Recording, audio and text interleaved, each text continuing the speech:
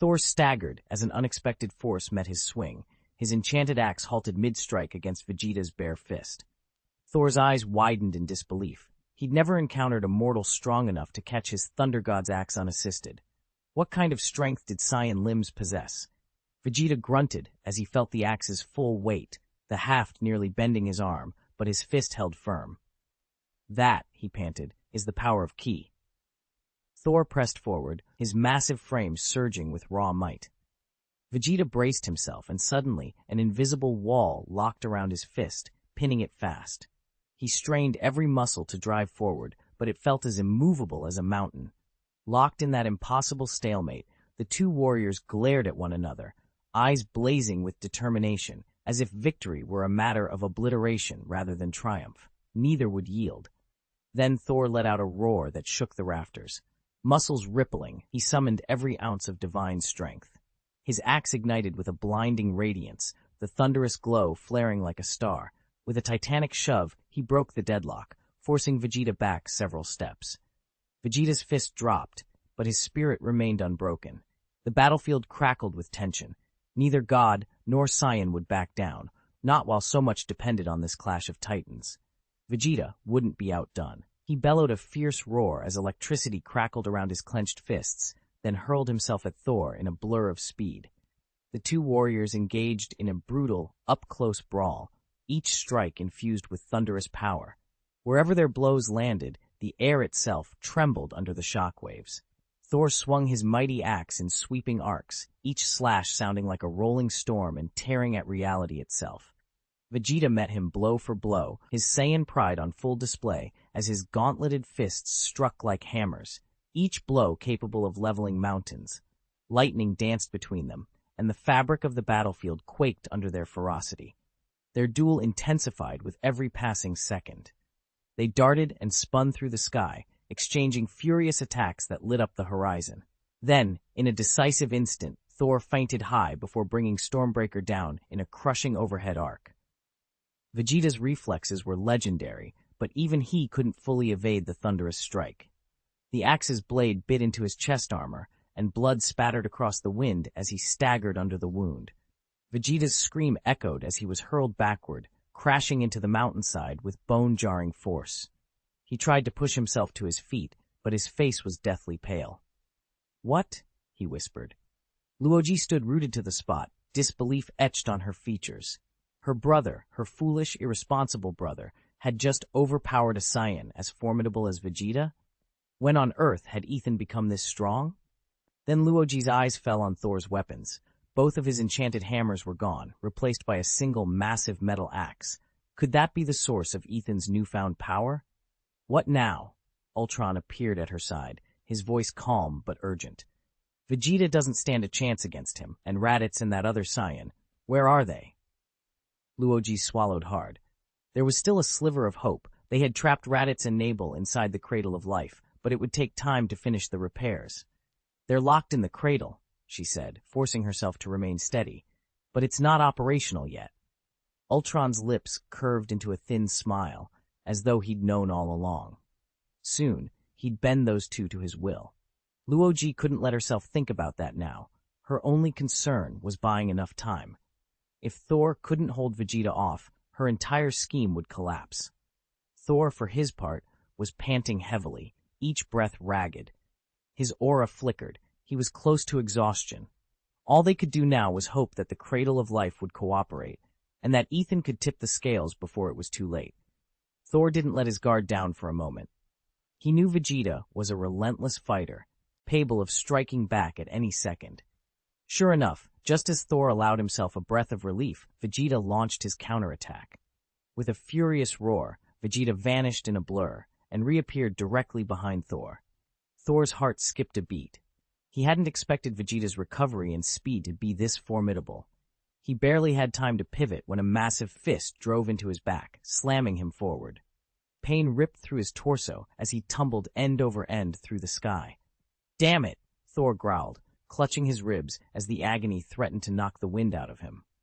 Vegeta's eyes burned with anger. He wanted Thor to understand true despair. Gathering energy in his palm, he formed a crackling sphere of light. Thor braced himself, anticipating another brutal strike, but instead, Vegeta flung the glowing orb straight into the sky. It streaked upward, disappearing among the clouds, leaving both warriors to wonder what his real plan might be. Thor barely had time to react when a glowing sphere shot skyward and exploded in a blinding flash. Vegeta's roar rent the air. "Welcome to hell!"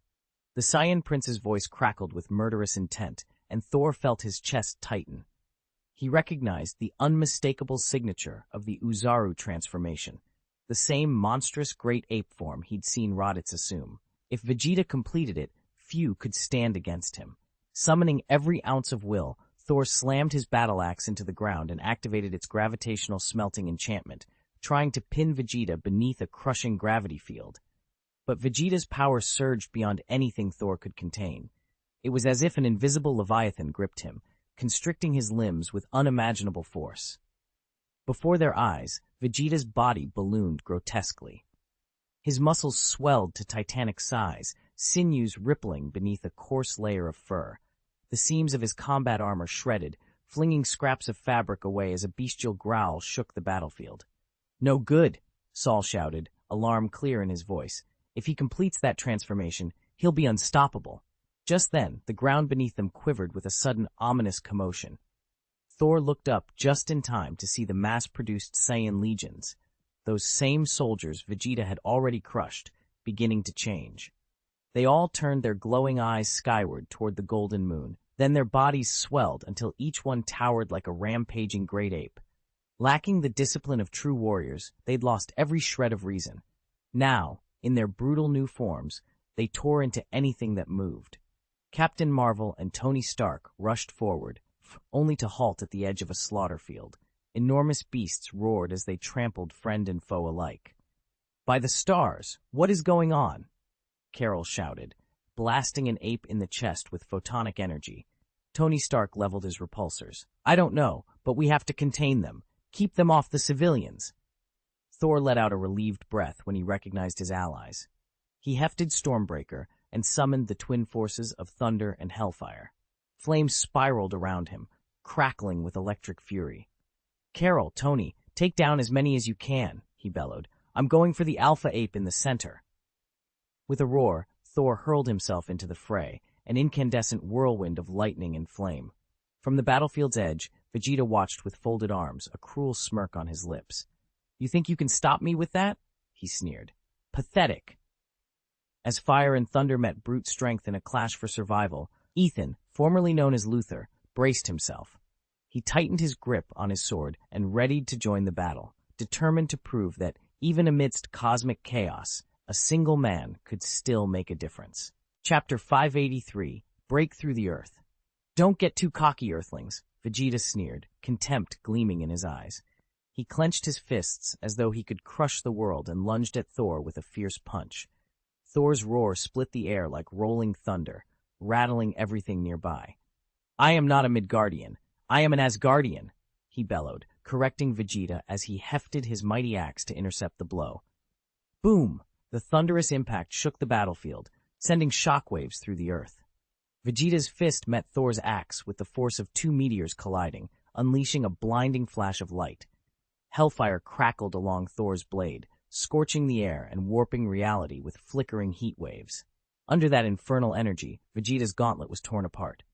Blood and ki burst forth in a violent spray, staining the ground beneath them. Vegeta stumbled backward, shock and astonishment freezing his features.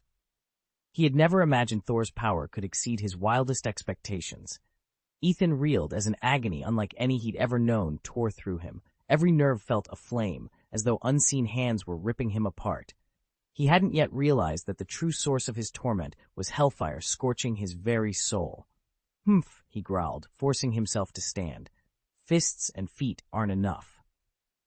Abandoning his close-quarters assault, Ethan gathered his ki for a single, decisive strike. He inhaled slowly, drawing in air as if to pull the universe itself into his chest. Then, with a roar, he unleashed his chi cannon, an explosive torrent of energy powered by the full extent of his 180,000 combat rating. When the blast slammed into Thor, it detonated with ear-splitting force, thunder rolling across the battlefield. An invisible fist seemed to strike the Thunder God, driving him deep into the scorched earth, as if a meteor had collided with the ground. Dust and debris billowed around Thor's prone form, proof that Ethan's new strategy was every bit as powerful as the neutron star attack Thor had once withstood, and perhaps even more so. Ethan's form vanished into the earth in an instant, leaving behind a vast, gaping crater. Deep below the surface, the Qigong cannon's energy roared like a wrathful dragon tearing through stone. Every blast battered the surrounding rock and soil, shattering, vaporizing, even gasifying it. The shockwaves shook the subterranean world, threatening to unleash a cataclysm. Dragged downward by that relentless force, Ethan plunged through the brittle crust and into the planet's molten mantle. Here temperatures soared into the thousands of degrees, and rock flowed like liquid fire. Yet Ethan felt no agony. Clutching his axe with iron resolve, he braced himself against the cannon's onslaught. Wherever the chi beam struck, solid rock and lava alike vanished in a burst of steam and light. Immense energy rippled through the mantle, as if trying to tear the earth apart from within. All the while, the Qigong cannon continued to hurl Ethan deeper, driving him toward the planet's core. Slowly, however, the cannon's fury began to ebb. The tremors lessened, the searing heat felt less suffocating, and the empty, echoing cavern that trailed Ethan grew still. Though the path ahead remained uncertain, one thing was clear. The battle between Ethan and the power of the Qigong cannon had reached a turning point. Ethan didn't slow down, even as the devastation he'd wrought stretched out behind him.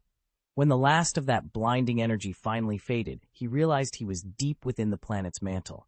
Here, unimaginable pressure and furnace-like heat bore down on him. The surrounding rock had melted into glowing rivers of magma, as though the very earth sought to swallow him.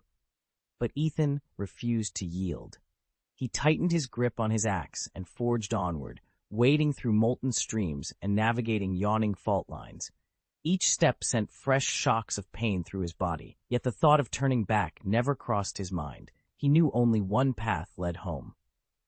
After what felt like an eternity of searing heat and crushing weight, he burst through the crust and into open air.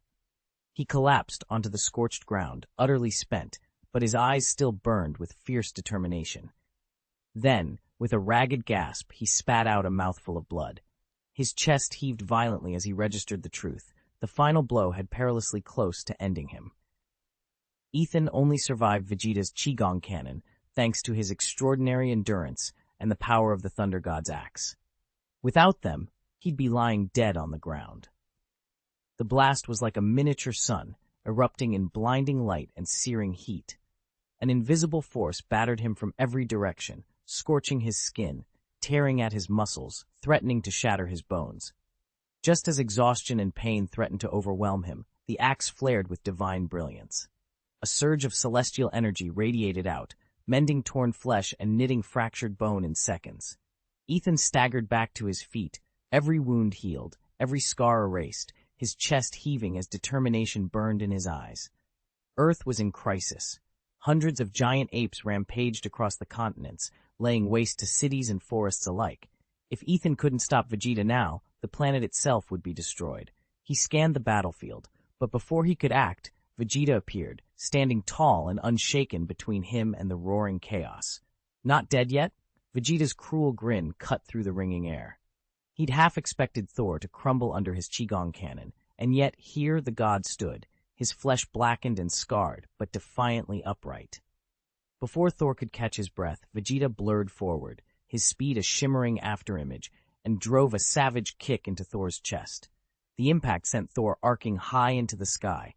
He crashed down so hard he carved out a massive crater. Soil, rocks, and dust exploded outward in a violent spray. Thor groaned from the crater's bottom, every bone feeling as if it might shatter.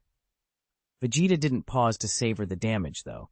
In a heartbeat, he reappeared behind the wounded god, clenched both fists, and slammed them down onto Thor's back with relentless force. Thor felt an unimaginable force crashing into him from every direction, as if 1,000 hammers were striking at once. He was hurled through the air like a cannonball, streaking across the sky like a meteor before slamming into a low hill. Though small, the hill collapsed like tissue paper under his thunderous impact. Debris and dust exploded outward as he smashed through one side and blasted out the other, only to careen off into the distance. His armor was fractured and gouged, rivulets of blood oozing from every crack and staining the suit beneath scarlet. Each wound was a testament to the brutal ferocity of his opponent. Yet even in this battered state, Thor refused to surrender. He forced himself to his feet on unsteady legs, his eyes burning with unbreakable resolve. Clutching the Thunder God's axe, he felt its power surge through him, the blade glowing with a brilliant light as it bonded with his will. "What's the matter? Giving up already?" Vegeta jeered, eyeing Thor's trembling figure with open contempt. He raised his fist, ready to land the next crushing blow. Suddenly, the ground convulsed beneath them. From the distant tree line, a massive green form thundered forward, each footfall turning the earth to vibrating rubble. As it drew near, Thor's eyes widened in disbelief. "Hulk? Yes," the giant growled, barreling into the clearing. Thor struggled to reconcile the sight before him with Tony's grim report. "Weren't you and Steve taken out by the Saiyans?" But there was no time to dwell on old rumors. Without another word, the Hulk reared back and launched himself at Vegeta's ape-like head, intent on pulverizing the Saiyan prince. Vegeta, now in his great ape transformation, was far stronger than the Hulk had expected. Their collision rocked the battlefield. Stones shattered, dust rose in a blinding cloud, and a titanic roar split the air as two unstoppable forces met head-on. "Another strange Earthling?" Vegeta sneered as he regarded the green-skinned beast before him. To him, all these hulking creatures looked alike, just as indistinguishable as the Namkians he'd met. With a casual smirk, he swung his hand, delivering a backhand blow as effortless as swatting a fly. The impact was cataclysmic. Like a mountain collapsing, it struck with enough force to rip the heavens and earth apart. The Green Hulk barely managed to scream before he was sent hurtling into the ground, carving out a massive crater on impact. At the bottom of that pit, the Hulk lay broken. His bones were shattered, his organs pulped by the savage blow. He struggled to rise, but his body refused to obey. Instead, he remained prone, glaring up at Vegeta with eyes aflame with both fury and disbelief. Watching from nearby, Thor's blood ran cold. He had known Vegeta was formidable, but he'd never imagined the Saiyan prince could overwhelm a monster like the Green Hulk with such startling ease. "Go to hell!" Vegeta snarled, lifting his boot high above the prone figure of the Green Hulk. Thor's heart pounded in his chest. He could not stand idly by while the Hulk, his ally, perished under Vegeta's merciless assault. Drawing in a steadying breath, Thor roared, "Vegeta, face me instead! Challenge me if you dare." His voice rang through the barren valley, brimming with resolve. Thor charged forward, eager to draw Vegeta's focus and give the Hulk a chance to recover. Vegeta glanced up, amusement dancing in his cold, scornful eyes. He barely registered Thor's advance. In his mind, this Asgardian was no real threat, certainly not enough to rival a Prince of Saiyans. Nor was Vegeta fooled by Thor's diversion. He knew exactly what the Thunder God aimed to do. With a cruel smirk, Vegeta ignored Thor's challenge. He slammed his boot down with brutal force. Boom! The earth trembled. Under that weight, the Green Hulk's body crumpled, flesh and bone collapsing into a lifeless heap. The last flicker of his thunderous vitality snuffed out forever. Thor skidded to a halt, horror and rage twisting his features. The Hulk lay still, an unrecognizable ruin, beneath Vegeta's boot, and Thor knew there would be no coming back from this.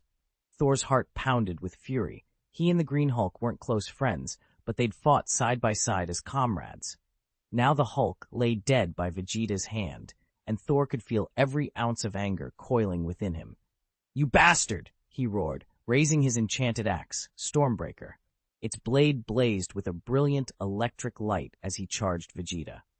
With a mighty swing, Thor unleashed a torrent of lightning, crackling storms that roared like dragons, each bolt intent on drowning Vegeta in raw thunder power.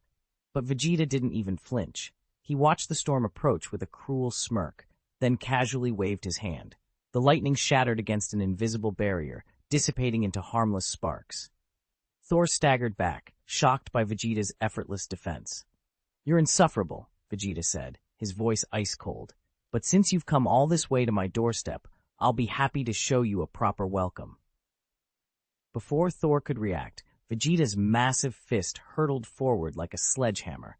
The gale force wind it generated slammed into Thor's chest, knocking the wind from his lungs.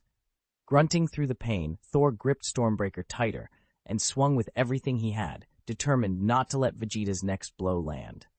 Thunder and lightning coalesced into a blinding glow around the axe head, then slammed into Vegeta's armored fist. The crackling energy twisted into silver serpents that writhed through the air and tore into his guard. Though Vegeta's power was immense, this sudden strike caught him off guard. He lashed out with his forearms to deflect it, but arcs of electricity still seared his flesh, leaving smoking grooves across his armor. Seizing the advantage, Thor pressed his assault. With every swing of his enchanted axe, thunder roared and lightning crackled even more violently, each blow shaking Vegeta to his core. Sweat beaded on the Saiyan's brow as the relentless barrage chipped away at his defenses. He ground his teeth and planted his feet, forced to admit that this god of thunder was no ordinary earthling fighter. Vegeta let out a low growl, forcing a smirk through the pain. "You're stronger than I expected," he acknowledged, his voice dripping with both irritation and grudging respect. "But make no mistake, none of this will change your fate." Chapter 585, Fragile Planet, True Physics Engine, Strength! I want more power! Thor's roar shook the air, laden with unbridled rage and defiance. He gripped his war axe so tightly that veins snaked across his forearms like raging torrents. Summoning every last ounce of his fury, he swung the weapon and unleashed a blinding torrent of lightning, more intense than ever before. The bolts twisted through the sky like enormous silver serpents, crackling with destruction as they converged on Vegeta. Vegeta only smirked, amusement dancing in his eyes. He didn't flinch or dodge. Instead, he surged forward into the heart of the storm, thrusting his fist straight at the oncoming lightning dragon. With a deafening crash, thunder and steel collided. The shockwave ripped through the surroundings, shattering boulders and filling the air with choking dust and debris. Thor reeled under the impact, as if struck by a colossal hammer. His vision darkened, control slipping away. The light in his eyes dimmed, and his world began to blur. Boom! Ethan plummeted from the sky like a meteor, striking the earth with devastating force. In an instant, an invisible shockwave lifted him off the ground before slamming him down again. "Ah!" he screamed, every bone and organ inside him roaring in protest. He tried to push himself up, but his body wouldn't obey.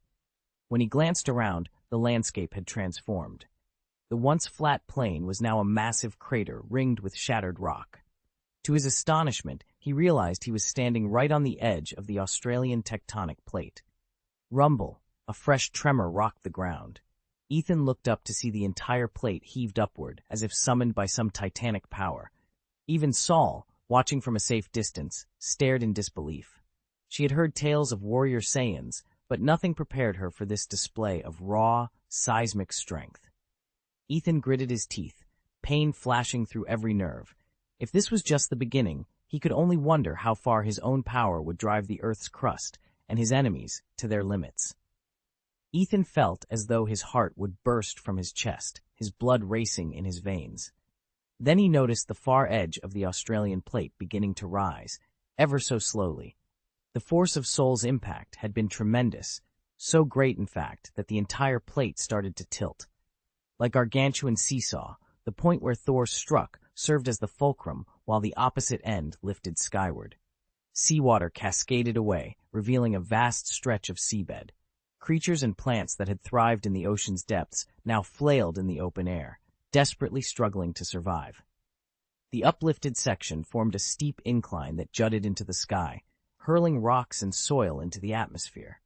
An immense ochre-colored storm of dust and debris roiled overhead, painting the horizon with chaos. "This is bad," Thor exclaimed, eyes wide with alarm. He instantly recognized the phenomenon for what it was, a chain reaction ignited by the sheer power of Vegeta's punch. If he let this continue, the entire Australian plate could flip, triggering disasters beyond imagination. Ethan forced himself upright, but his battered body wouldn't obey. Pain lanced through every limb. "Damn it," he thought, frustration burning in his chest. He had to stop this. Then he noticed his Thunder God's axe vibrating in his hand. Clenching the haft with all his strength, Ethan summoned every ounce of willpower and hoisted the gleaming weapon overhead. With a roar, he slammed the axe into the ground. Boom! Stone shattered. Cracks spidered outward, racing across the rock beneath his feet. The tilted Australian plate creaked and began to sink, as if an invisible hand were pushing it down. Relief flooded Ethan. He'd broken the chain reaction ignited by Vegeta's punch, but the victory was only temporary. His body throbbed with injury. He couldn't afford to linger here. The battle with the Saiyan was far from over. Ethan forced himself to stay alert, steeling his resolve. He would recover, and then he would deface Vegeta again. Ethan bit back a groan as pain lanced through his limbs, forcing himself to his feet. He gripped Thor's axe so tightly his knuckles ached, eyes fixed on Vegeta standing across the fractured plain. Even the Saiyan prince looked momentarily taken aback, staring down at the yawning chasm ripping apart the Australian tectonic plate. "This world can't even withstand the aftershocks of my blows," Vegeta said, sounding almost disappointed. Ethan thought back to his birth planet. On planet Vegeta, a strike like that wouldn't have phased the crust at all. Here, the ground buckled as though it were made of paper. Now, this was a true Saiyan clash. Vegeta was a super life form in the truest sense, one capable of obliterating a world in an instant. Just a casual power release could send earthquakes rippling across Dragon Ball Earth, let alone a blow delivered with the ferocity of a great ape-enhanced prince. It was a mercy the planet hadn't shattered entirely. Ethan tightened his grip on the axe and frowned. "Why hasn't Thor's power awakened yet?" he muttered. In his original timeline, all it took was a brutal thrashing at his sister's hands to trigger his divine potential. After taking a beating this savage from Vegeta, he'd expected his godly strength to erupt, but nothing had happened. He let out a low growl. Something was very, very wrong. Odin's single eye, all-seeing and unblinking, fixed itself on the clash unfolding below. Thor had already tapped into unimaginable power, enhanced further by the enchanted axe, and yet even he was straining to contain it. Against Hela, it still wouldn't be enough to avert the cataclysm of Ragnarok. Odin turned to Heimdall, his voice barely more than a whisper on the wind. Thor must break beyond his limits. Call to him. Let him awaken his true divine might. On the scorched plains of the battlefield, however, Thor's attention was fully monopolized by Vegeta. The Saiyan prince, long accustomed to foes who fell before his fury, was growing bored of this dance. Thor managed to strike back now and then, hellfire searing Vegeta's armor, but the prince's chi was his ultimate defense. Focused to perfection, it rendered him virtually impervious even to the darkest of magics. Thor roared as he drew Stormbreaker overhead, lightning crackling along its blade. Vegeta braced himself, chi flaring in a protective halo. The sky split with thunder, yet before the axe could fall, the earth beneath Vegeta erupted. A massive moss-green arm burst from the cracked soil and clamped around Vegeta's leg with bone-crushing force. Rocks shattered like glass under its grip. "What?" Vegeta snarled, eyes bulging in shock as he was yanked off balance. Thor hesitated for the fraction of a heartbeat Odin needed. In that instant, a deeper power, born of ancient promises and celestial blood, waited to be unleashed. Chapter 586, Wandering on the Moon. Ethan's breath caught when he set eyes on the creature before him. It was the Hulk, but not the straightforward, if unpredictable, green titan he'd known. Now he looked like a demon tore loose from hell itself. Towering over them at nearly 5 meters, his colossal form loomed like a living mountain.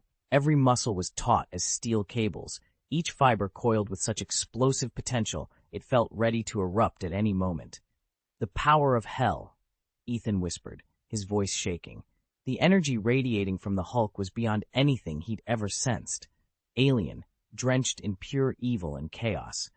Ordinarily, the Hulk's prodigious strength and regeneration might have limits, but this version seemed fueled by an unending abyss of force. A terrible thought struck him. Someone had to be pulling the strings behind this transformation.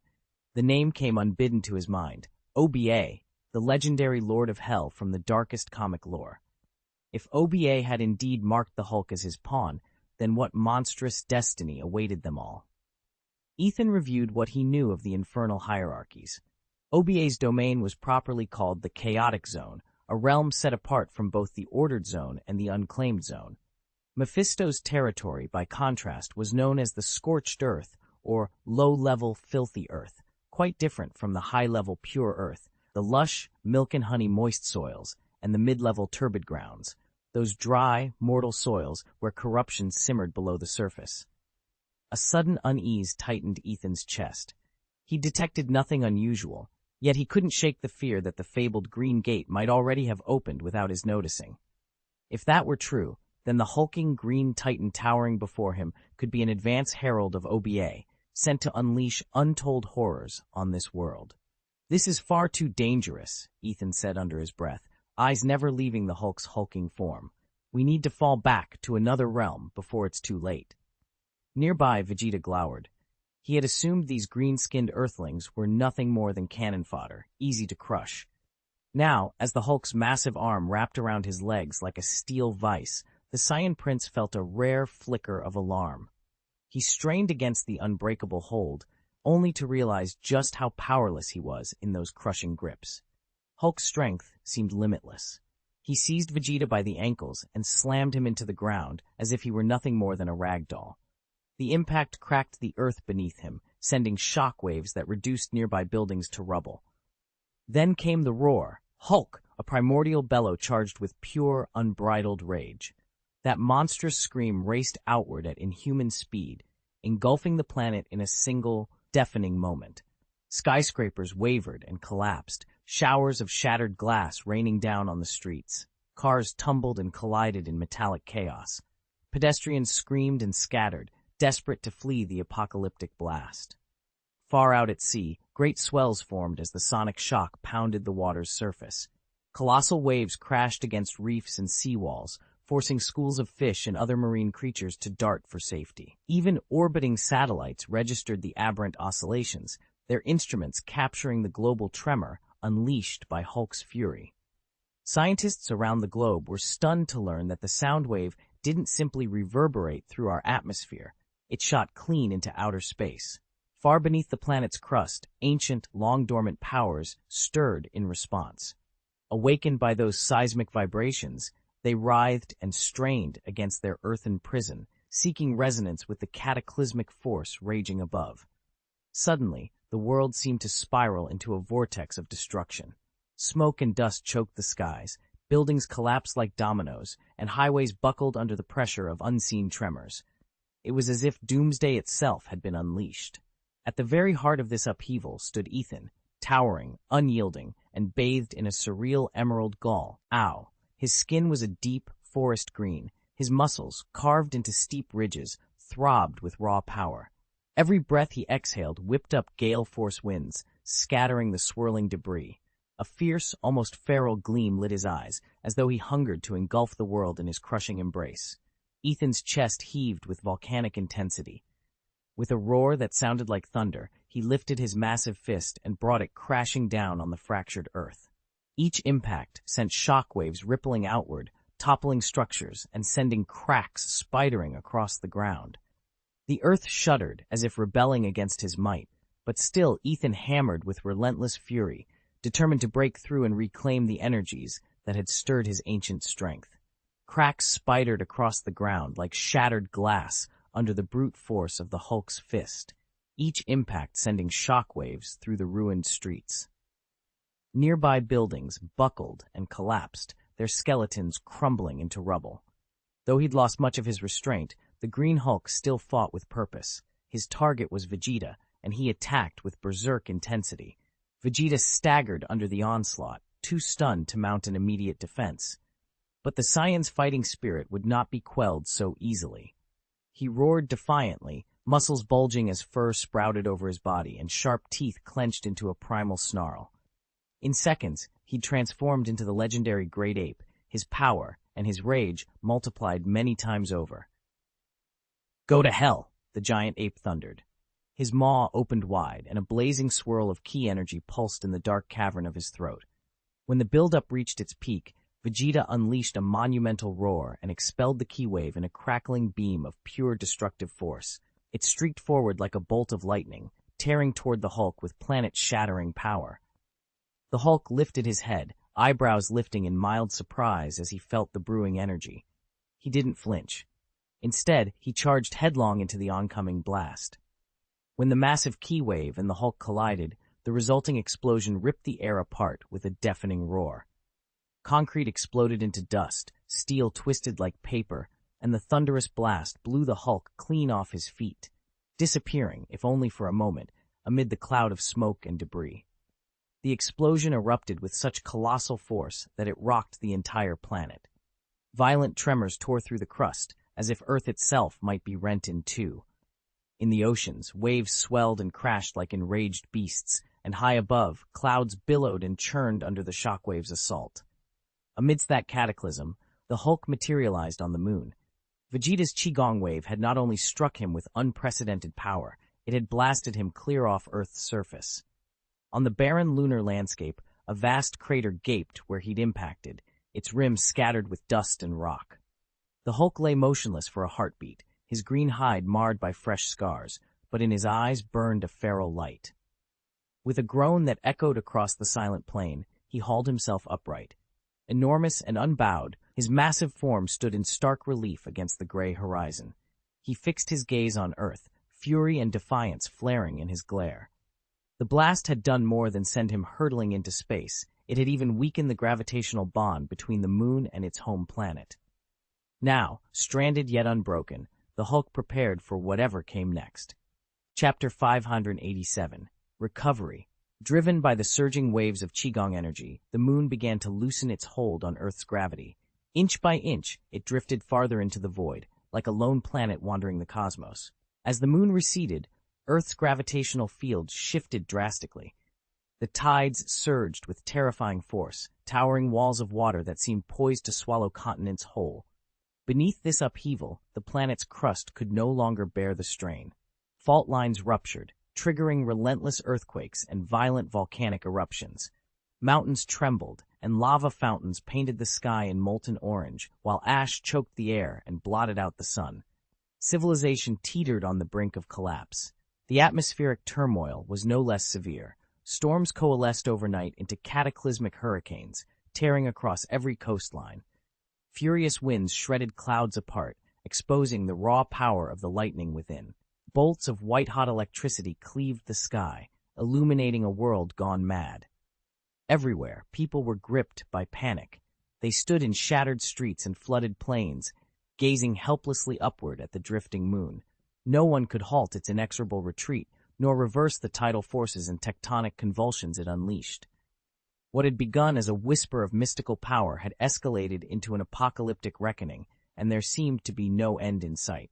Ethan stared up from the observatory's dome as the moon slowly drifted away from Earth. In that moment, the solar system's delicate gravitational balance fractured. One by one, the planets seemed to sense the disruption and began a subtle, cosmic dance of their own. At the system's outskirts, cold Neptune and Uranus stretched into more pronounced ellipses, as if straining to find a new equilibrium. Closer in, Mars and Venus quivered in their paths, their orbits oscillating with a restless, anxious energy. Even the countless asteroids and comets that once traced predictable loops now stirred uneasily. Some asteroids veered inward, embarking on new trajectories toward the Sun or neighboring worlds. Comets, long silent at the solar fringe, seemed suddenly roused by an unseen summons, streaking across the heavens and leaving luminous trails in their wake. Ethan felt the shift not only in his instruments, but in the very light that bathed the sky. The sun's brilliance intensified, its rays striking the earth with unexpected radiance, while the spaces between the planets grew darker, as though an unseen depth yawned across the void. From his vantage point, Ethan realized that this was no ordinary celestial disturbance. The moon's departure had set in motion a chain reaction, one that would reshape every orbit, every world, and perhaps the future of life itself. A sudden surge of energy rippled through the solar system, upending its climate and ecosystems. On the moon, Ethan's roar of destruction showed no sign of letting up. He lifted his massive fist and slammed it into the lunar surface. Each impact made the moon quake, as though it might fracture beneath his blows. Alone on that barren, pockmarked plain, Ethan's enormous form towered like a dark colossus. He stared at the shrinking blue dot of Earth in the distance, his fury and frustration mounting with every heartbeat. A wild light danced in his eyes. He seemed to hunger for the power to consume the entire universe. His roar rolled through the void, its shockwaves spreading outward like giant ripples. The tremors rattled not only the moon's crust, but also nearby planets and their satellites. Stray asteroids veered off course, and some shattered outright under the onslaught. Still, Ethan was not sated. With another bellow that shook the heavens, he unleashed his rage, as if determined to tear the cosmos itself apart. Ethan's blow fractured the moon's surface, sending gravel and dust spraying into space. Each thunderous roar and smash drove the satellite farther off course, its orbit wobbling like a ticking time bomb. From the chaos below, a single voice cut through the din. "Fight all you want, but stop turning my home into collateral damage." In that instant, Ethan acted. He drew on the strange biogenic energy coursing through his veins and unleashed it in a blinding pulse. The force field he generated didn't just ripple outward, it exploded. In moments, it spanned the entire solar system and stretched deep into the Milky Way itself. Under its influence, cosmic disorder began to retreat. Planets that had drifted off-kilter, Neptune, Uranus, slid back into their familiar paths. The tremors that had rocked Mars and Venus fell silent. Even the moon, once careening away from Earth, slowed its flight. Imperceptibly at first, it curved back toward its rightful orbit. Where seconds before there had been turmoil, space itself now felt held in a steady, invisible hand. Ethan stood at the center of that stillness, his chest heaving from the exertion. Around him, the universe resumed its quiet, predictable dance, and for a moment, everything was at peace again. Ethan's unflinching calm swallowed the Hulk's roar and the thunderous shock of his blows. The gamma-charged fists struck nothing but air, as if they'd been aimed at mist, against Ethan's invisible biological force field. Even the moon, ripped from its orbit and flung toward Mars at unimaginable speed, trembled to a halt on Ethan's silent command. It reversed course, eased back into its ancient path around Earth, and settled into place as though guided by an unseen hand. Below, the planet itself took its cue. Towering tidal waves collapsed into calm seas. The grinding of tectonic plates slowed to a halt. Raging hurricanes and choking storms dissipated in an instant. The brooding thunderclouds parted, and lightning died away. In that hush, Earth seemed to draw a deep, cleansing breath, reborn. "Ethan!" Tony Stark's voice crackled across the solar comlink, brimming with wonder and relief. He and Rhodey hovered just beyond the storm's edge. Battered but alive, eyes locked on the silent figure restoring a world. Tony shook his head. He let the moon smash into Mars before he showed up, and now he just yanks it back into orbit and fixes earthquakes, tsunamis, storms all at once? Rhodey's reply was tinged with awe. He isn't just powerful, he's rewriting reality. Vegeta stared in disbelief at the moon, now calmly back in its original orbit, and at Earth's landscape miraculously restored.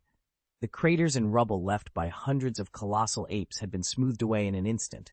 Ganada's eyes widened, but she saw no one. "Unbelievable," she murmured. "Power like that, on Earth?" All this time, Ganada had been watching Vegeta, unaware that he himself was her next target. After losing the moon, she hadn't dared make a decisive move. Without it, her cosmic energies would falter. Now, though, something in her froze. Though she knew she couldn't be slain outright, she refused to be toyed with. "Patience, little one," she hissed. "Your time will come." With that, she drove her heel into the ground. The ancient titans imprisoned beneath the surface stilled at her command. If Ganada, a being of her might, could tremble, what hope did mere pawns like Loki and Ultron have? Then came a voice, low and resonant, echoing through the bedrock itself. "Ethan! Emperor Ethan!" The name cracked through the chamber like thunder, an echo from legends long thought dead. Loki's knees nearly buckled. She had felt such power only once before, from her father, King Odin, the All-Father of the Nine Realms. And now it stood before them once more. She wasn't even sure if Odin could realign the 9 planets and set them right again. Ultron had vanished without a second thought. And if Emperor Ethan ever made it back to Earth, he'd be as good as dead. Loki's chances weren't much better. Chapter 588. The Final Battle. Loki vanished as swiftly as a gust of wind, slipping through the secret passages of the 9 realms with Nepal and Raditz in tow. She didn't spare a thought for Vegeta, and in a deliberate move, left Ultron behind. Loki distrusted Ultron's boundless intellect.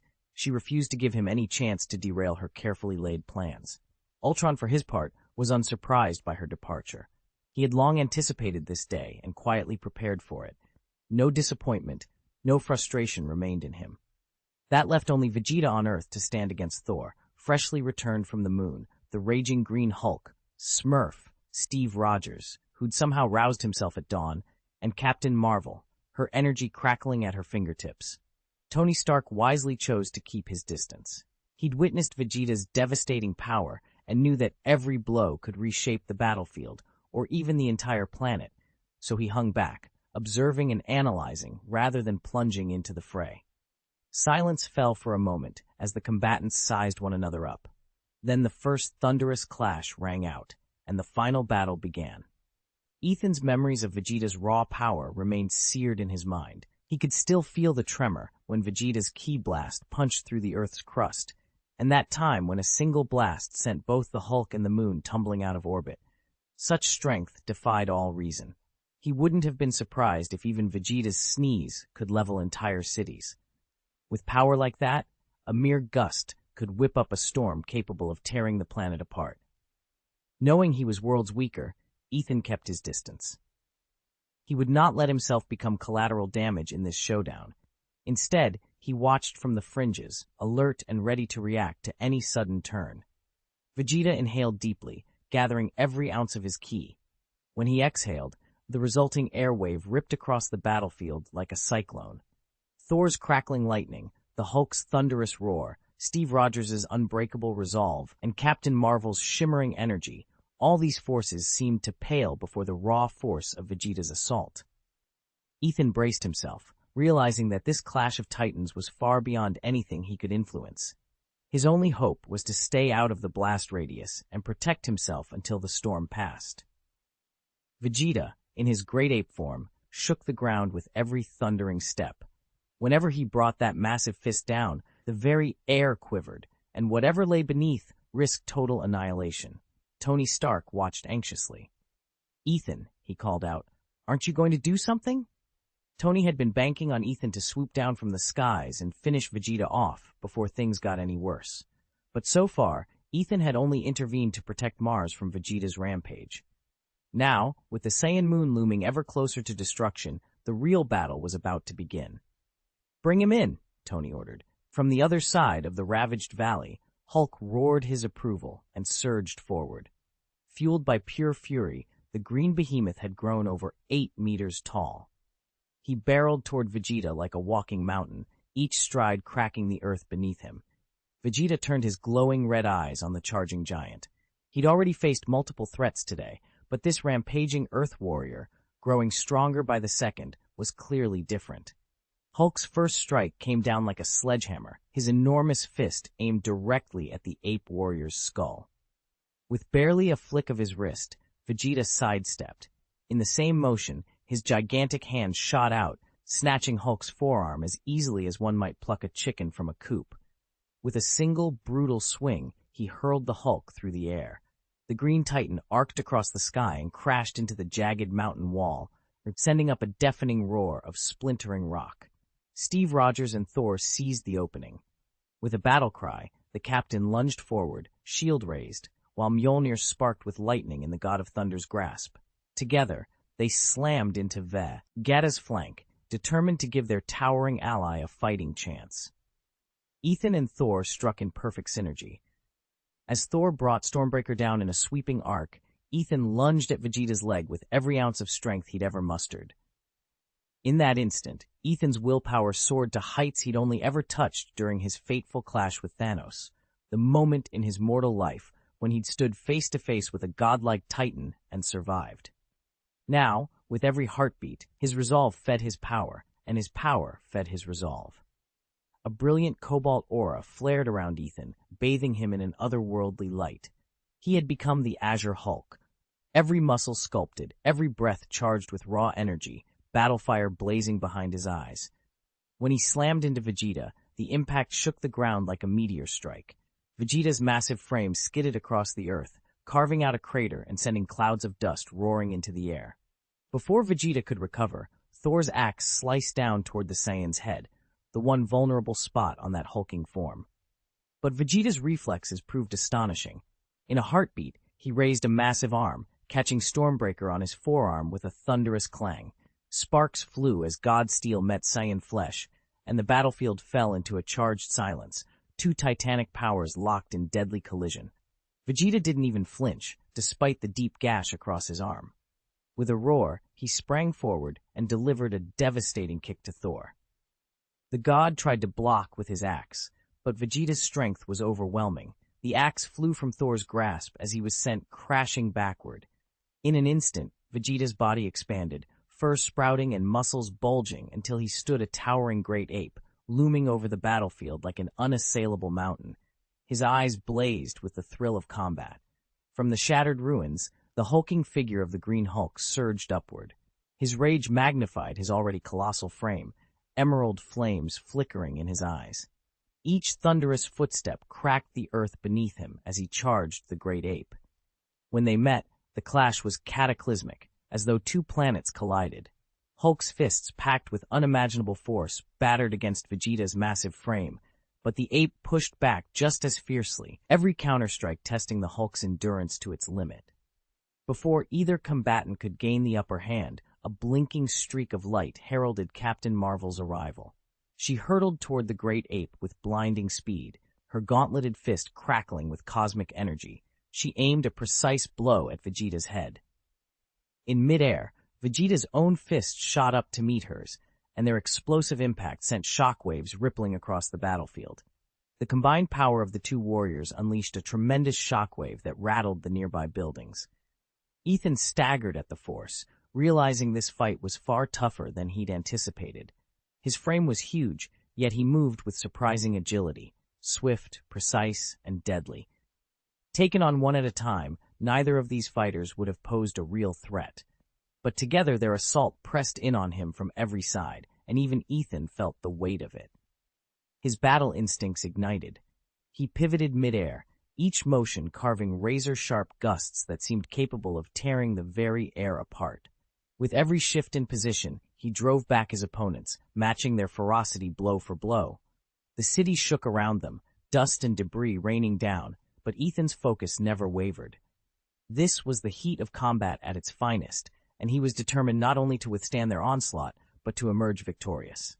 Vegeta's assault intensified, each blow so forceful it made the very ground quake. With a roar that split the air, Thor seized his legendary axe once more. His eyes crackled with raw lightning, as though a storm raged within him. The weapon's radiance was blinding, sparkling like a cluster of stars, and no one dared meet its glare. In Thor's grasp, the axe gleamed with ominous light. Every swing unleashed a thunderous boom that shook the battlefield, and the blade's edge cut through the air with a keenness that seemed capable of sundering any defense. At that instant, Thor was fully awakened. His power surged like an unchecked torrent, brimming with the ancient might of thunder itself. No longer did he need to channel or build up his strength. He could call down lightning at will. Crackling bolts streaked through the sky like celestial dragons, each thunderous strike feeling like a punishment from the heavens and sending waves of terror through his foes. Ethan hefted the thunder axe, its blade carving brilliant arcs through the air with every swing. Each strike seemed to tear open the very sky, summoning thunderclouds that roiled and unleashed jagged bolts of lightning upon his foes. In an instant, a crackling field of storm energy sprang into being around him, every flash of electricity poised like a legion of obedient warriors awaiting his command. With a single thought, Ethan directed that storm into action. Forked lightning leapt from the swirling clouds, slicing through enemy ranks with unerring precision. Every breath he drew pulsed in time with the thunder, every muscle in his body resonating with the axe's raw power. It was as if his will had fused with the storm itself. His mind became the storm's purpose, and the storm his instrument of judgment. He could feel himself surging past his previous limits. Was it the fury he felt toward Vegeta's dismissive scorn, or his own frustration at past failures? Perhaps it was the steadfast faith that had guided him this far. Or maybe this strength had been woven into the very forging of the thunder axe, its smiths intuitively attuned to the latent power sleeping within him. Whatever the cause, something fundamental had shifted. The thunder he wielded no longer tasted of raw potential, but felt honed, complete, transformed. Ethan raised the axe one last time, summoning a crescendo of lightning that crackled like a gathering army of storms. In that moment, sky and warrior were indistinguishable. The world trembled beneath his power, and he, at last, stood ready to guard it. Thor's true power surged to the surface, an almost tyrannical force that repelled every attack. He had become the living embodiment of the storm, lightning arcing across his armor, thunder rolling from his footsteps, and an aura so oppressive no enemy could draw near. Every strike he landed battered Vegeta, each blow crackling with a destructive might that threatened to tear the earth apart. "Saiyan!" Thor bellowed, his voice a rolling clap of thunder, and he charged at Vegeta with the speed of a gale. Lightning danced in his eyes, illuminating his rage as though he could see straight into his opponent's soul. In his hand gleamed the Thunder Axe, its blade aglow with dazzling light, humming with raw storm energy. With every swing of the axe, thunder rent the air, shockwaves rippling across the battlefield and cracking the ground beneath them. Thor's aura swelled until it seemed the sky itself was his to command. He was no longer merely a warrior, he was a god of thunder, majestic and unstoppable. From the edge of the fray, Ethan watched with growing alarm. Thor's spectacular display wasn't mastery, it was chaos. His power had grown so vast that he could no longer contain the storm within. If those endless bolts of lightning ever broke free, the devastation would be unimaginable. 50% of the Thunder God's power had been squandered, and Vegeta could feel Thor's newly awakened might rolling off him like a storm. He frowned as a weighty pressure settled over him, pressure unlike anything he'd ever face. The two warriors met in midair. Every collision sent out blinding sparks and shockwaves that rippled across the battlefield. Thor gripped his thunderous axe and swung with earth-splitting force. Each arc was accompanied by an ear-splitting roar, as if he meant to rend the very sky in two. Vegeta refused to be outdone. He let out a feral yell, his form fracturing into afterimages as he darted forward. His fists struck like a hammer, but each time Thor slipped aside, fluid and precise. The fight escalated into pure, white-hot intensity. Both combatants revealed astonishing strength and skill, each attack met with an equally fierce defense, each parry answered by a brutal counterstrike. Thor knew he could not hold back. Recognizing Vegeta's fierce power, he summoned every last spark of thunder within him. Lightning crackled and coalesced around the heavy axe, growing denser by the heartbeat until it seemed poised to swallow the heavens. His eyes blazed with relentless fury, intent on utterly crushing his rival. With a roar that shook the clouds, Thor unleashed his ultimate one-shot assault. A massive bolt of lightning crackled off Thor's axe and hurtled toward Ethan like an enraged storm drake. Its raw power scorched the air, tearing a massive crater in the ground and shattering nearby trees and boulders to splinters. Sensing immediate peril, Ethan twisted on his heel, but the bolt moved with blinding speed. He could only grit his teeth and raise an arm in vain defense. Boom! The lightning slammed into him, engulfing his body in blinding arcs of blue-white energy.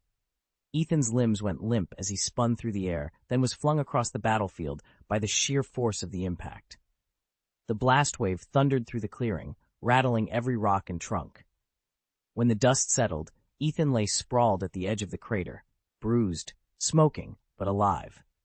He forced himself to his feet, wiping a smear of blood from his forehead. His clothes hung in tatters, and each breath came in ragged gasps, but his eyes burned with fierce determination. Thor tightened his grip on his axe, his stance unyielding. He knew better than to underestimate an opponent who refused to stay down.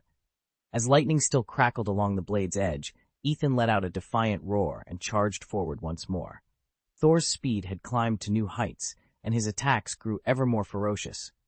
Once again, he and Vegeta tore through the sky in a brutal dance of blows, each impact rolling out like thunder across the battlefield. In his grip, Mjolnir's axe crackled with raw energy, as though it were a living extension of Thor himself, unleashing jagged streaks of lightning with every swing. Their titanic clash battered the landscape. Ancient trees splintered to kindling, boulders shattered into dust, and the air quivered with the sharp tang of ozone and gunpowder. Then Thor spotted it, a split-second vulnerability. Every time Vegeta committed to an attack, his guard dropped just long enough for his head to be exposed. Seizing the moment, Thor shifted his stance and drove the axe down in a furious, lightning-charged arc aimed straight for Vegeta's skull. Vegeta twisted at the last second, straining to dodge, but the strike was impossibly swift. A blinding bolt of thunder screamed along the blade, crashing into Vegeta's defenses with earth-shattering force. Rah! The roar of the lightning impact echoed across the ruined battlefield. Thor's thunderbolt struck harder than any before, sending Vegeta reeling as the ground trembled beneath their feet. Chapter 590. Killing Vegeta, Thor summoned every ounce of divine power into his battle axe. In an instant, the blade crackled with blinding light and roaring thunder. With a resounding boom, he struck Vegeta's one exposed weakness. The impact unleashed a colossal shockwave that obliterated the surrounding terrain, filling the air with swirling dust and debris. Vegeta's massive form was hurled through the sky like a rag doll. He crashed to the ground with earth-shaking force, white smoke rising from wounds that pulsed with pain. He let out a furious roar, equal parts defiance and agony, but he could not rise again. Panting, Thor stood over his fallen opponent, relief washing over him. This battle had pushed him to his limits. Vegeta's power had far exceeded his expectations. Without tapping into the full might of the Storm God, Thor knew the outcome would have been far more uncertain. The Thunder God's axe in Thor's grip still pulsed with a faint electric glow, a silent echo of the ferocious battle that had just ended. He drove the haft into the scorched earth and braced himself, breathing heavily. As the smoke and dust slowly cleared, the full extent of the devastation came into view. The ground was scarred with deep craters, shattered trees lay splintered in every direction, and the air smelled of ozone and burning wood. Thor's heart sank. Victory had come at a terrible cost. He knew the lives lost and the homes destroyed here would leave wounds that might never heal. In that moment, reinforcements streamed onto the field. Captain Marvel, Steve Rogers, the Hulk, Tony Stark, and the others, drawn by distant thunderclaps and columns of rising smoke. Fear and determination etched their faces as they took in the ruined landscape. Their eyes fell first on Thor, framed by his glowing axe, and then on the motionless figure lying amid the wreckage, Vegeta. Tony was at his side in an instant. He dropped to one knee, pulled up Vegeta's battle jacket, and pressed his fingers to the Saiyan's chest. To everyone's astonishment, he felt a faint but steady rise and fall. Vegeta was still breathing. Relief and awe flickered across Tony's face. He knew better than most how remarkably hardy Saiyans could be. Thor sheathed his axe and forced himself to stand taller. "Get him back to the Quinjet," he said, his voice rough but resolute, "and prepare for what comes next." As Tony and the others gently lifted Vegeta, Thor surveyed the shattered forest once more. The victory tasted bitter, but the fight was far from over, and they would need every ally they had to face the storm on the horizon. If Ethan hadn't acted decisively now, an even greater disaster would have been inevitable. Captain Marvel stepped back, her gaze icy as she stared down Vegeta. Memories of their last clash with the Saiyans still lingered, of that raw, terrifying power that had shaken her to the core. She knew better than anyone how dangerous these warriors were, and how much they threatened not just Earth, but the entire universe. When Raditz had vanished months ago, it turned out Rocky and Ultron had rescued him. If it could happen once, it could happen again, and Vegeta was far more formidable than Raditz. They lacked any real means to imprison someone like him, and that only deepened her wariness and resolve. "We have to kill him," she declared, her voice as firm as steel. Steve Rogers said nothing, but his solemn nod spoke volumes. Even a man of his compassion understood that some threats leave no room for mercy. The Saiyans were exactly that kind of threat. Had Ethan not intervened at the crucial moment, Earth, and perhaps the whole solar system, would already be lost. Even if Ethan took action, those who'd already fallen could never be brought back. The Saiyan invasion alone had slaughtered hundreds of millions, more devastating than any war or terrorist campaign in human history. The Hulk stood before Vegeta, every fiber of his being coiled with rage. He bellowed a challenge, as if he wanted nothing more than to lunge forward and tear the Saiyan warrior limb from limb. Tony Stark, however, approached the moment with measured calculation. He'd seen what Saiyan strength could do, and understood that their recovery abilities turned them into perpetual threats. If Vegeta were allowed to heal or worse, escape, the consequences would be catastrophic. There was only one conclusion: they had to end him now. Around the battered Saiyan Prince, Earth's mightiest heroes formed a circle, prepared to carry out the grim sentence. They knew it was a harsh choice. But after all the death and destruction the Saiyans had wrought, mercy was a luxury they could no longer afford. As they tightened their formation, weapons at the ready, Vegeta, motionless and beaten, was the very picture of hopelessness. Then, as if nothing in the world mattered but that single defiant spark, Vegeta's eyes flew open. He sensed the murderous intent radiating from every hero in that ring, and a fire of anger and unwilling surrender kindled in his chest. He forced himself upright, muscles trembling beneath his armor, but his strength, like his body, had been drained to its limits. For a heartbeat, silence reigned.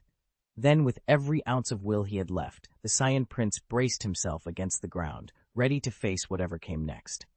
Damn it! I, Vegeta, Prince of all Saiyans, am going to die here? Vegeta rasped through clenched teeth, his voice barely more than a whisper, yet heavy with stubborn defiance. Ethan stood frozen, disbelief etched across his features. This wasn't a misunderstanding, no last-second rescue, no plot twist that would see Vegeta captured for study. They truly intended to kill him here and now. But after everything the Saiyans had done, countless lives lost, entire cities shattered, Earth's defenders could not risk showing mercy. Not even Tony Stark, ever the pragmatist, had argued against it. A dead Saiyan, Stark had reasoned, was a harmless Saiyan. Across the ruined field, Thor tightened his grip on Stormbreaker. The Thunder God's eyes were set like flint as he advanced toward the fallen prince.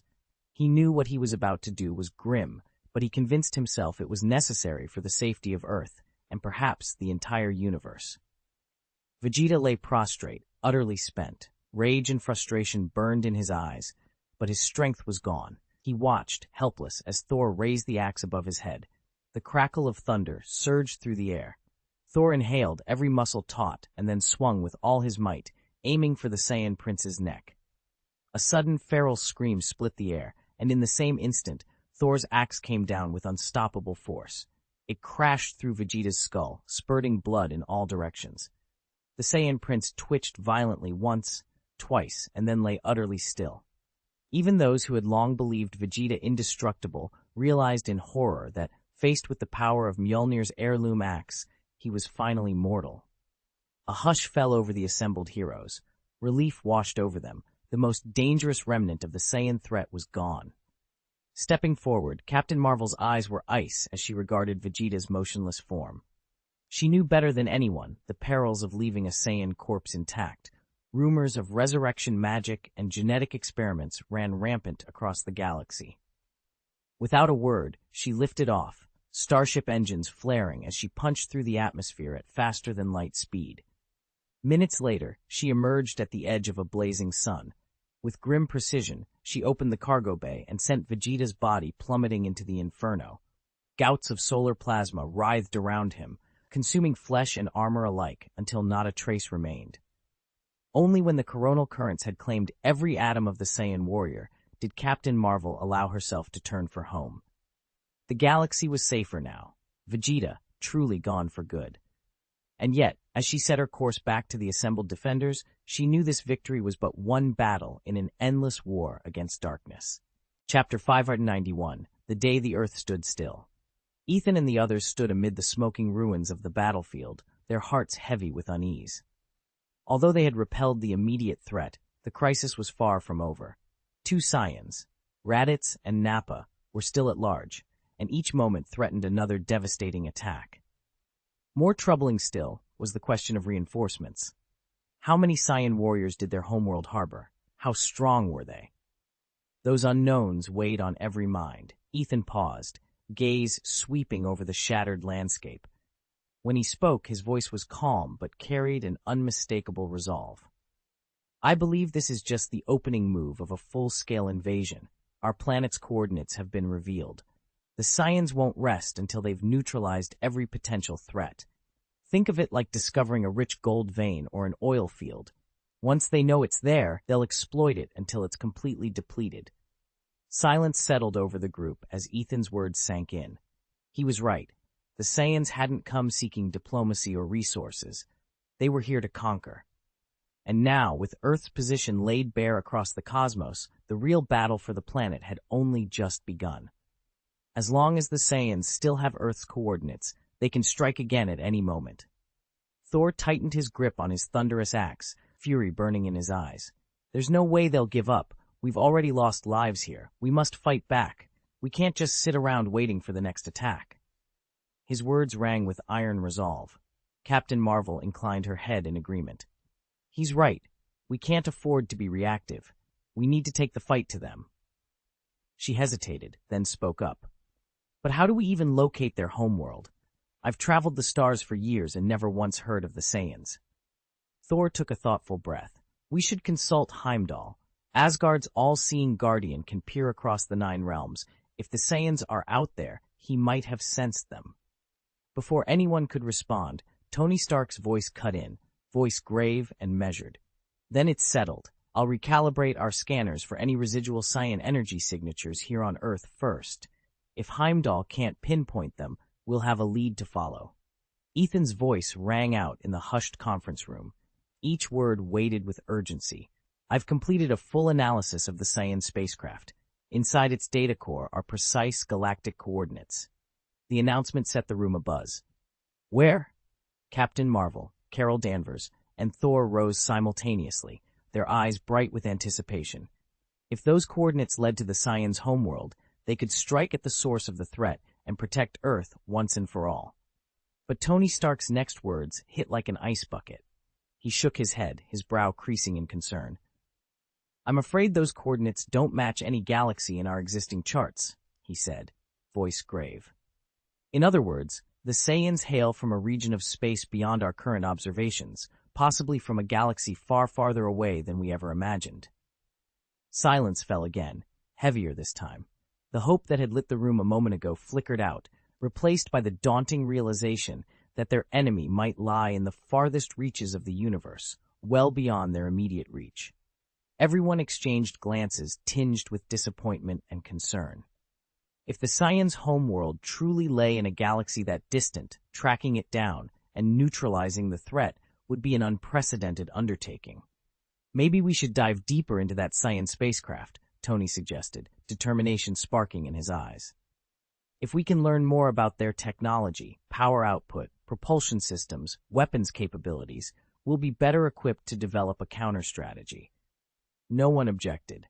To stand a chance against the Saiyans, they needed to understand exactly what they were up against, and the ship itself was their richest source of information. Within minutes, the lab was buzzing again with activity as the team set up advanced senso, RS, and analysis rigs around the vessel. Every hull seam, every power conduit and data port was scrutinized in exhaustive detail for even the smallest clue. Meanwhile, Bruce Banner, finally freed from his restraints, felt the green fury recede from within him. The Hulk was gone, leaving him lean, pale, and utterly drained, but in control. As he peeled off the diagnostic electrodes, Bruce knew his work here was done. Now, every moment counted. Restoring Earth's battered environment was their next and most urgent priority. Tony Stark stood on the top floor of Avengers Tower, staring out at the shattered skyline. The city that once buzzed with life now lay in smoldering ruins. Grief and anxiety coiled tightly in his chest, each breath feeling like a battle. Jarvis, run a global casualty report, Tony said, his voice low but resolute. He needed to know the full extent of the devastation. For a long moment, the room was silent as the artificial intelligence sifted through satellite feeds, emergency broadcasts, and environmental scans. Then data and images materialized across the tower's holographic displays. Sir, Jarvis reported, the casualties are staggering. The Saiyan invasion, followed by the rampage of hundreds of engineered Saiyan hybrids, so-called gorillas, has obliterated more than 50% of Earth's species. Human deaths alone exceed several hundred million. Tony's jaw tightened at the statistics before him. He had known the battle would be brutal. He hadn't realized it would be this apocalyptic. From sprawling cities to remote hamlets, from rolling plains to jagged mountains, death's shadow stretches over nearly every corner of the world. Jarvis's voice remained calm and measured, yet Tony could hear the weight of sorrow beneath each word. He closed his eyes, picturing the innocent lives snuffed out one by the Saiyan onslaught, blood soaking into the soil, desperate cries echoing across the sky. His chest tightened with grief. He had clung to a desperate hope that Ethan might somehow revive those who had fallen. Even knowing how impossible it sounded, Tony couldn't help himself in that moment of despair. But reality proved merciless. Ethan had not brought the dead back. Tony's fragile fantasy shattered, leaving him to confront the hard truth. He drew a steadying breath, forcing down the anger and heartache threatening to consume him. Now was no time to linger in mourning. They needed to act, swiftly, to heal the Earth's scarred surface and rebuild the homes that had been lost. Chapter 592, A World Transformed. Tony Stark stood before the wall of holo displays in his high-tech lab, arms crossed as he stared at the swirling data feeds. The Earth had changed beyond recognition. Cities lay in ruins, forests had withered, and water sources were all but poisoned. He rubbed his temples, trying to process the scope of the devastation. "Jarvis," he said, voice tight with determination, "we need a detailed recovery plan. Where do we even begin?" "Initiating comprehensive damage assessment," Jarvis replied, his calm tones filling the cavernous workspace. Instantly, satellite imagery, environmental reports, and scientific studies streamed into the system. Within seconds, Jarvis's algorithms began parsing the information, identifying collapsed bridges, radiation hotspots, deforested regions, and contaminated water tables. Tony nodded once. "First, let's map every area of critical need: urban infrastructure, vegetation loss, pollution levels. Pinpointing each problem will let us tackle them strategically." "Understood," Jarvis confirmed. "Simultaneously, we should mobilize global resources, humanitarian teams, engineers, funding networks. The scale of this restoration cannot fall on one individual or one nation." Tony pressed a hand to his heart, sensing the weight of the task ahead. "You're right. I'll reach out to Riley, to the United Nations, to everyone with the expertise and equipment we need. If we're going to rebuild Earth, we'll need the world to stand with us." He took a deep breath. The future was uncertain, but one thing was clear. Stark Industries would lead the charge, and together with allies old and new, Tony Stark was determined to give humanity a second chance. Ethan opened the meeting with a single, urgent plea. "We need to pool our knowledge and creativity to heal Earth's ecosystems." Without hesitation, he sprang into action. Leveraging every connection he'd made over the years, Ethan reached out to leading scientists and engineers on every continent. He laid out the dire state of the planet, its depleted soils, dying forests, poisoned waterways, and the immense challenges that lay ahead. Despite their varied specializations, each expert understood one thing instinctively: without a healthy planet, human progress grinds to a halt. One by one, they volunteered to join his initiative. In a matter of days, Ethan had assembled a formidable research coalition. Teams formed around 3 priority areas: urban reconstruction, ecosystem rehabilitation, and water purification. Architects and civil engineers drafted blueprints for sustainable cities. Botanists and ecologists devised strategies to replant and nourish forests. Hydrologists and chemists engineered new filtration systems to cleanse rivers and aquifers. Under Ethan's leadership, these diverse specialists collaborated seamlessly, their shared purpose driving them through long nights of planning and experimentation. As the project gained momentum, Ethan found himself reflecting on humanity's role in Earth's decline. This catastrophe, he realized, hadn't sprung from a single failure, but from centuries of short-sighted ambition, petty squabbles, and self-destructive competition. Now at last, people were uniting, not for conquest or profit, but to safeguard the only home they'd ever known. And that, he thought, might be the first step toward a wiser, more compassionate world. Although the Saiyan invasion brought unimaginable devastation, it also taught humanity a vital lesson. In its aftermath, Tony Stark resolved that the Illuminati could no longer operate from the shadows. He would take the helm of Earth's stewardship, coordinating global resources to ensure humanity's long-term survival. Tony's plan was simple, but uncompromising. Only research and projects essential to our collective future would continue. Any endeavor that wasted precious materials, time, or energy had to be cut. With Earth teetering at a critical juncture, we could no longer afford frivolous experiments or redundant programs. Every resource had to serve the goal of sustainable progress. Thanks to this new resolve, the planet began to heal. Cities rose from their ruins with smarter designs and greener technologies. Forests and grasslands crept back across once barren landscapes. Rivers ran clear again, and wildlife slowly returned to its old habitats. Communities, united by the shared mission of rebuilding, found hope in cooperation rather than conflict. Ironically, it was the sheer horror of the Saiyan attack that awakened humanity's potential for renewal. We confronted our vulnerabilities head-on and discovered a wellspring of ingenuity and solidarity. Yet even as life regained its rhythm, everyone knew we couldn't afford to grow complacent. The Saiyan threat remained real, and the next invasion could begin at any moment. Under Tony's leadership, and with the Illuminati now openly guiding Earth's defenses, humanity stood on guard, determined both to preserve this fragile recovery and to prepare for whatever challenges lay ahead. Under the looming threat of the Saiyans' arrival, a growing number of people decided to become so-called runaways, to abandon Earth before the alien conquerors could arrive, and instead strike out across the stars in search of a new home. Their argument was simple. Why remain and face an unknown disaster when you could head off into space ahead of time, hoping to find a safer, more stable world?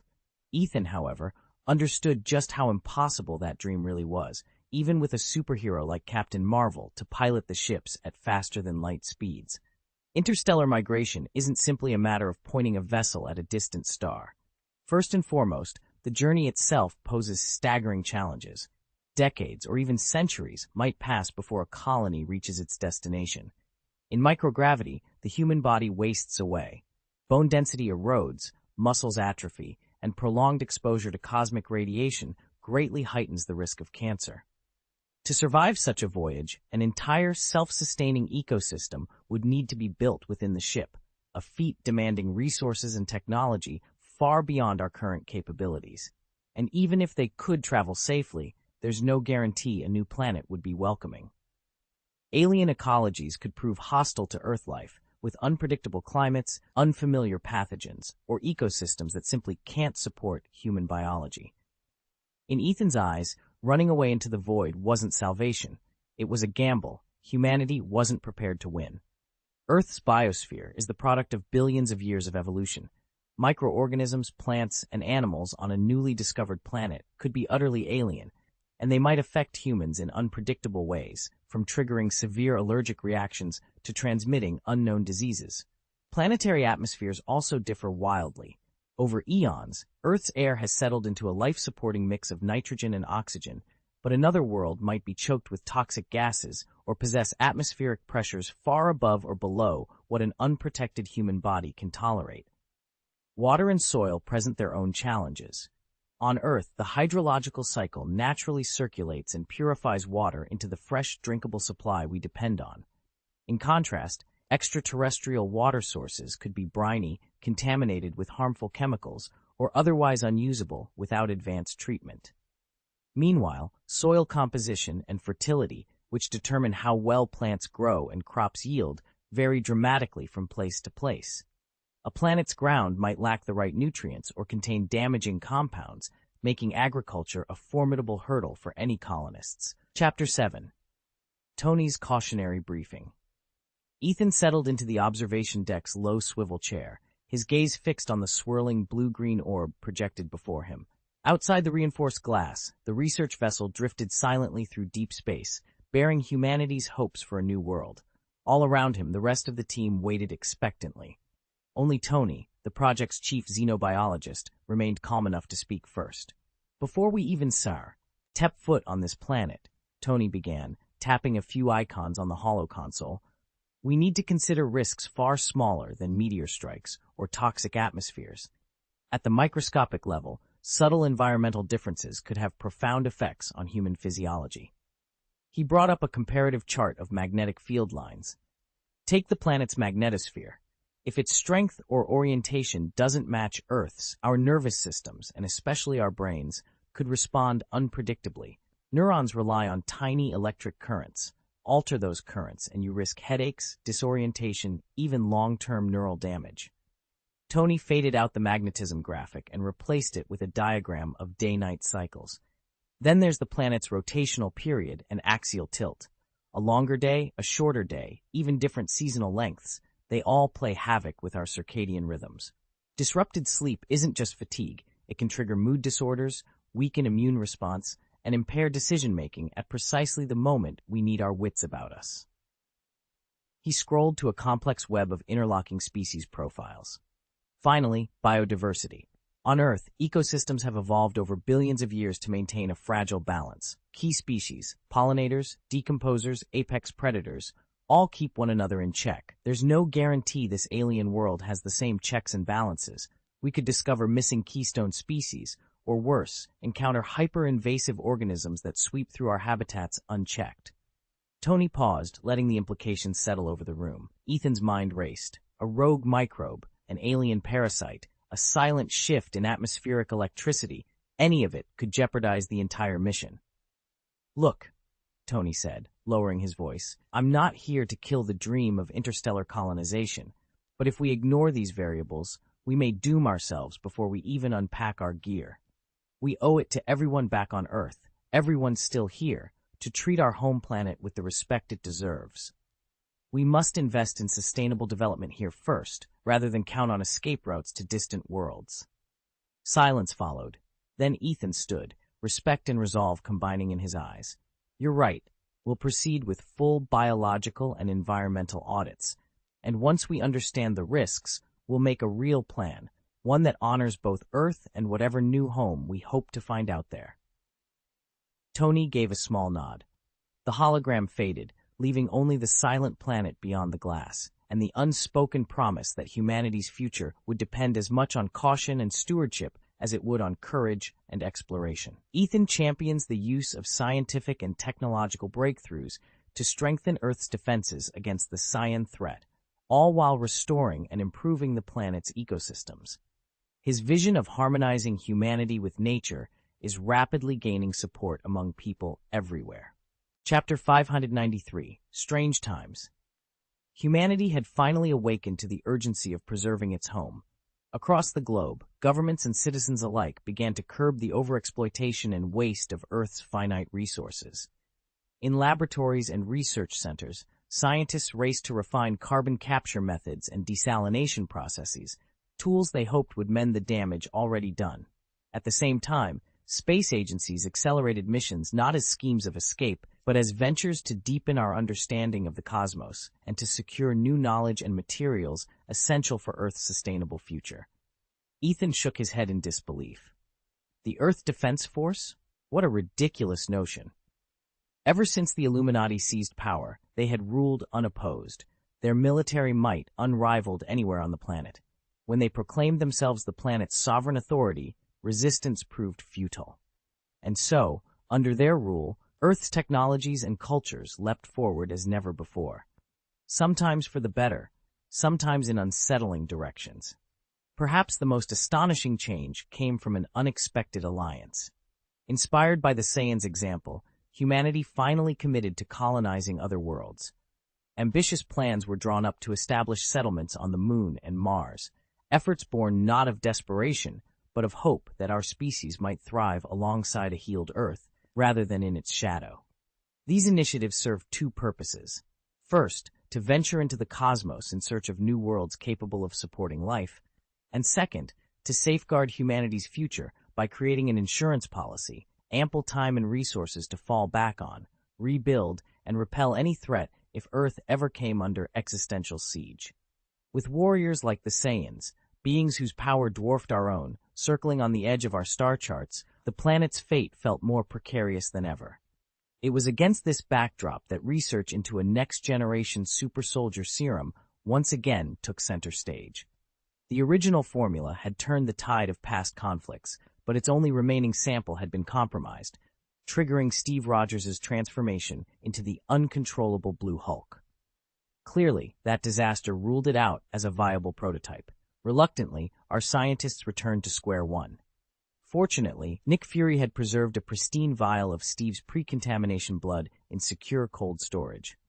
Then came an unexpected boon: the arrival of the Saiyan warrior Raditz. His DNA samples sparked a radical new possibility. What if we could splice Saiyan genes into human hosts, creating a hybrid breed of human Saiyan super soldiers? The moment was electric, and it was at that point Tony Stark stepped forward with the boldest and, to many, the most reckless proposal of all. Ethan dreamed of creating the first true human Saiyan hybrid, a being whose genetic makeup fused the perfected super soldier serum with the raw combat prowess of the Saiyan race. If successful, this hybrid warrior would possess strength and speed far beyond any ordinary human, and might even unlock signature Saiyan abilities like energy projection and rapid cellular regeneration. As outlandish as it sounded, the idea rested on surprisingly solid science. The super soldier serum was proven to enhance physical attributes and bolster immunity. Saiyan DNA in turn conferred extraordinary combat effectiveness and near-miraculous healing. In theory, splicing the two could birth a supremely powerful new species. But the challenges and the risks were immense. Genetic engineering is notoriously precarious. A single misaligned codon, and the results can be catastrophic. Worse, there was no guarantee that Saiyan genetic sequences would integrate cleanly with human chromosomes. A botched fusion could trigger debilitating deformities or even kill the subject outright. Still, Ethan believed the potential payoff justified the gamble. He presented his proposal to Tony Stark, who, second only to Mr. Fantastic in his knack for courting high-risk, high-reward science, was immediately in Triged. Within days, Tony assembled a team of top-tier geneticists, biochemists, and quantum data specialists. In a cutting-edge lab, shielded behind layers of security protocols, they set to work on an experiment that could redefine the limits of human potential or destroy them. Amid this catastrophe stood one man who had lost everything. Dr. Stephen Strange, a former neurosurgeon, now plunged into despair like never before. He had enjoyed an unmatched reputation in his field. His surgical skill was peerless, his success rate astonishingly high. Every operation he performed was a work of art. The scalpel in his hand seemed to come alive, excising lesions with pinpoint precision and giving patients a second chance at life. Praised as a divine gift to the surgical world, his office overflowed with honors and awards, bearing witness to his brilliance. But when the Saiyans invaded, Dr. Strange suffered a crushing blow. A massive rock tumbled from above and shattered his hands, severing nerves and rupturing ligaments. He submitted to countless surgeries and endured grueling rehabilitation, desperately hoping to recover his former dexterity. Yet each day brought the same crushing disappointment. His fingers remained stiff, his grip uncertain. He could no longer wield a scalpel. He could no longer operate. For a surgeon whose life and identity were bound to the precision of his hands, this loss was nothing short of ruin. Stephen Strange couldn't accept this cruel reality. His life, once defined by brilliance and purpose, now felt hollow and irreparably broken. He tried everything, borrowing money, selling off whatever assets he had, to pay for a cure that might restore the use of his hands. But time and again, he hit a wall. Every promising lead fizzled out. Every treatment failed. With his savings depleted and no hope in sight, he sank into despair, each day a fresh reminder of his loss, as if trapped in an endless, suffocating night. Watching from the shadows was Hydra's enigmatic leader, Emperor Ethan. He observed Strange's slide into darkness with a calculated calm. Then, breaking the silence, he spoke softly into the empty air. "Relax, Master Ancient One. I bear you no ill intent." In response, a swirl of mist gathered at the far end of the chamber, coalescing into the familiar form of the Ancient One. She studied Ethan for a long moment, then inclined her head, a gesture of acknowledgement, not hostility. Ethan's brow furrowed in surprise. He had expected outrage, or at least suspicion. After all, few people lived long without knowing or fearing Hydra's supreme commander. Yet here she stood, serene and unperturbed, as if she had never heard his title.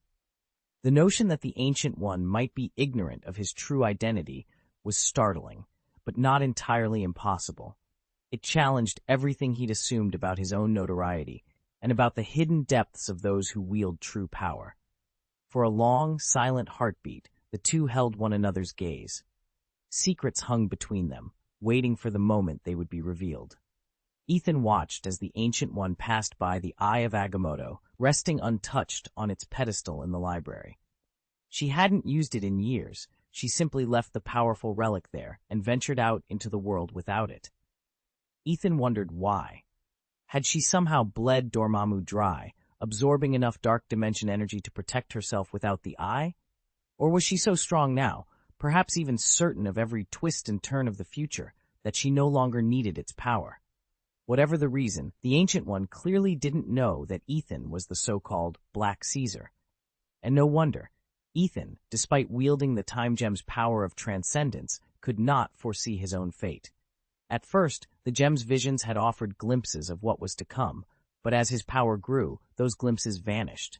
Now even the Time Gem failed him. In those days, the Ancient One relied on her Dormammu-siphoned strength to handle virtually every threat. Its dark energies solved 99% of her problems, freeing her to focus on a single task. She had summoned Ethan here, not for him to wield the eye again, but simply to ensure that Strange's growth doesn't stray from the right path, she had explained.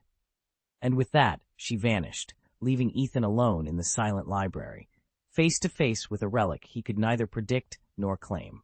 Chapter 594, The Galactic Empire of Reciprocity. Ethan hesitated, as if he were about to voice his real concern, whether they could trust him not to meddle. Instead, he offered a calm smile.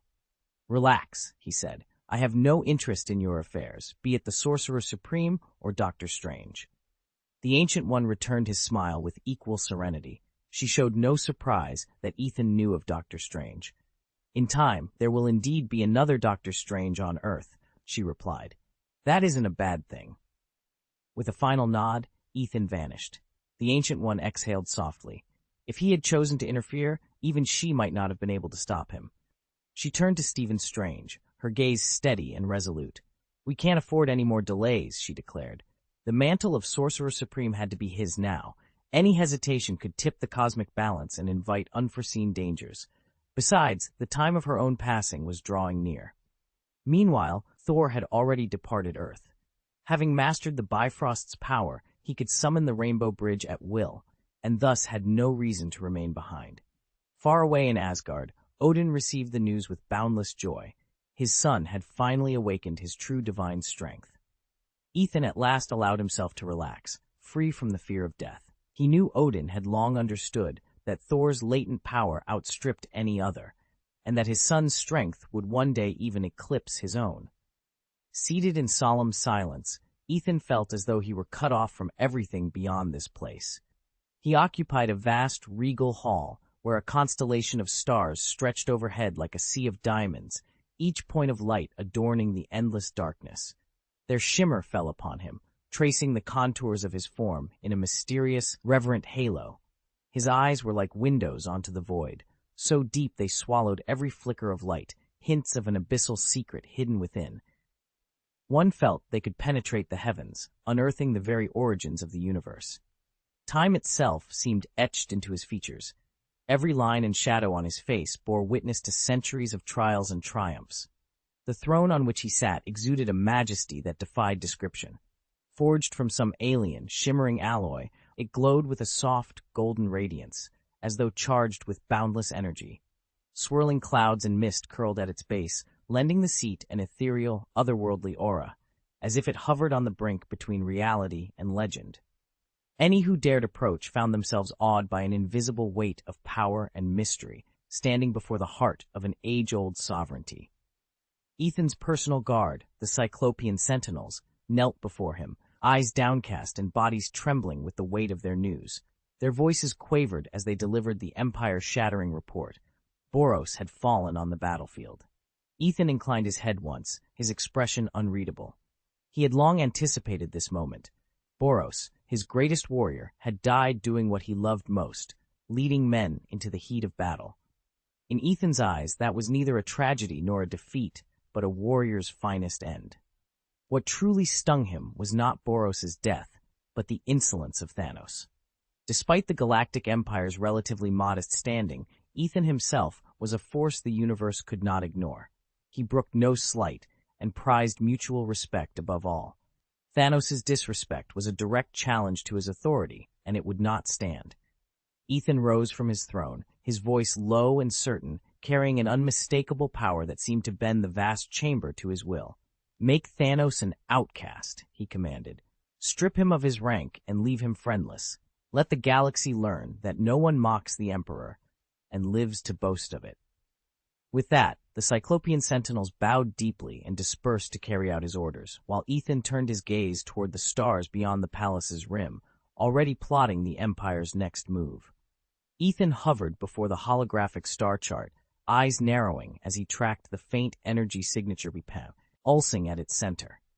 Pinpointing Thanos' current location had been almost too easy, like flipping through the pages of a children's picture book.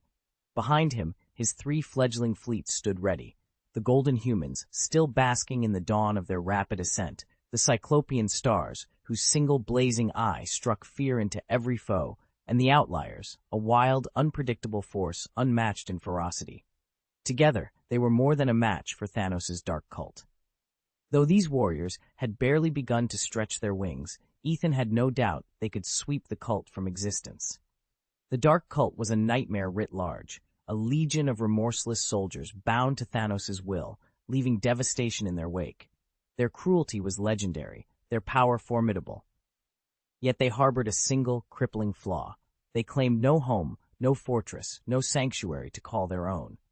Thanos' followers moved like shadows, drifting through the cosmos so they might never be cornered. Any planet bold or foolish enough to harbor them would quickly find itself besieged by the universe's mightiest champions, or flattened by the joined armies of the 3 great empires and the Justice Coalition. So the cult skulked from one forsaken asteroid field to the next, ghosts in the dark. Now Ethan's display glowed over a region known only as the Temple, a cavern of space ringed by 1,000 jagged asteroids. There, somewhere in the iron-gray void, Thanos awaited, his dark cult at the ready. "Prepare the fleets," Ethan ordered, voice calm but unyielding. "We end this tonight." Behind him, the hum of starship engines confirmed that his allies were already moving into position. Somewhere beyond the broken asteroids, Thanos surveyed the same blacks and whites of star charts, unaware that Ethan's forces were closing in. Soon, the ghost cult would have nowhere left to hide, and Ethan would deliver the final reckoning. The temple is a realm swallowed by eternal darkness. No sun, no warmth, no hint of life, only unending cold and shadow. It is both Thanos' dominion and the heart of the dark cult. Suspended in this void is a lone black throne, the unchallenged seat of power. Upon it sits the mighty overlord, Thanos. He looms like a living fortress, broad-shouldered, every muscle sharply defined as if charged with boundless energy. Even at rest, his mere presence radiates a suffocating might that demands obeisance. His form is sheathed in golden armor, etched with intricate runes, each line glowing faintly to trace his silhouette against the surrounding gloom. These engravings are not mere ornamentation, but channels of potent sorcery, making him all but invincible in battle. Thanos' eyes are cold, fathomless wells, capable of piercing every deception and weed out falsehood. In their ice-blue depths lies an unyielding dominance that bids onlookers avert their gaze. His face is a mask of resolute coldness, betraying no hint of emotion. Whatever feelings he may harbor are buried deep within.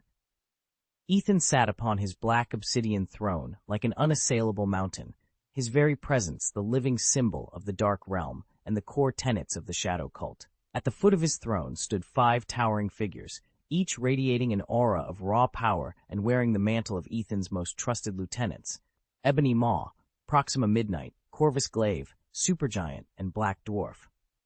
They remained perfectly still, eyes fixed on their master, ready to carry out his will and bring the universe to heel. Suddenly, the heavy silence shattered. A young scout of the Dark Order burst into the hall, his breathing ragged and voice sharp against the shadows.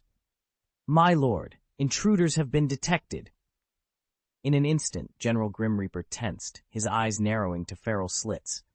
"Have they discovered us?" he demanded, every muscle coiled for battle. The chamber fell again into a charged hush as the other generals exchanged glances, awaiting Ethan's command, and the dark tide about to be unleashed. Chapter 595, The Galactic Empire versus the Dark Cult. How many enemy ships are approaching? Ebony Maw's voice rang out in the silent command chamber, his eyes locked on the holographic display before him.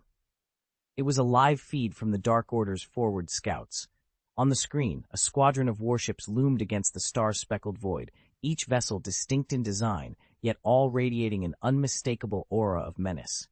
"Over 100, the scout replied, his tone taut with urgency.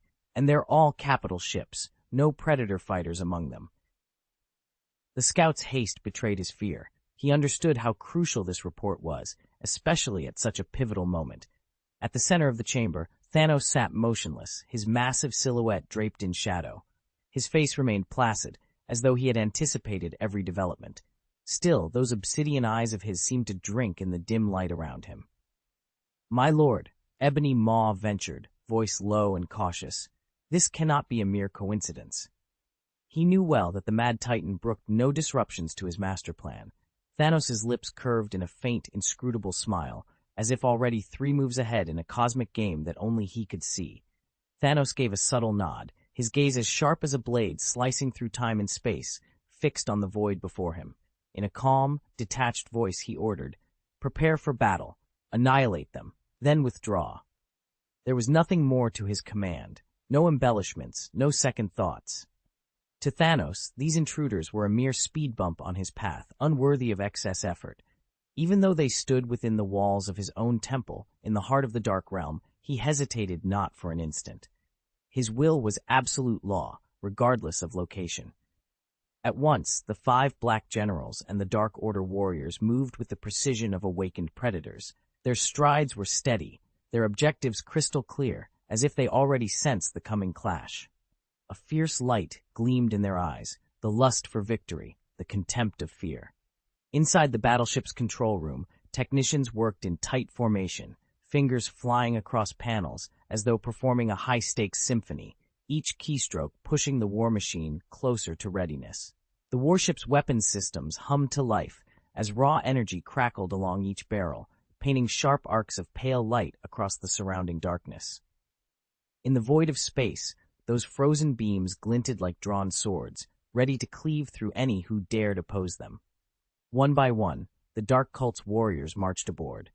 Under the harsh glare of overhead floodlights, their tall figures cast long shadows across the deck. Clad in jet-black armor and gripping razor-edged blades, their faces were set with unshakable resolve. They looked like an infernal legion poised to unleash a red tempest upon the universe. Beyond them, the cult's fleet formed a deadly phalanx, a horde of monstrous warships crawling out of the cosmic abyss. Their hulls bristled with weapons that pulsed with cold light, as if each could erupt in a hail of death at any moment. The entire armada floated in ominous silence, predators stalking unseen prey. All weapon batteries were fully charged, their crews merely awaiting the command of their Dark Master, Thanos. Thanos, Supreme Commander of the Dark Order, loomed over the bridge of his flagship. His gaze was ice-cold, as if he could see through every lie and pretense in the universe. His fingers drummed lightly on the command console as he plotted his next move. Far away, Ethan's fleet tore through the void like a hunting pack. Enormous warships, sleek, humming beasts, carried them onward, each one trailing shafts of iridescent light as they slipped from star system to star system. Weapons arrays along every prow crackled with charged energy, ready to unleash their devastating beams at a moment's notice. Aboard those vessels, warriors of the Golden Humans, the One-Eyed Stars, and the Weirdos braced for battle. Their armor gleamed under distant suns, and their weapons glinted mena, singly. Every face reflected unwavering resolve and exhilaration. They'd come too far to back down now. These fighters understood the stakes. This clash would decide the fate of entire universes. They were determined to secure victory, not just for themselves, but for Ethan, whose unshakable faith and courage had become their rallying point. Each of them felt it, the thrill of impending conflict and the certainty that triumph lay within their grasp.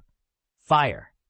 At Ebony Maw's command, the Dark Order's warships erupted with emerald beams that sliced through the void like cosmic worms.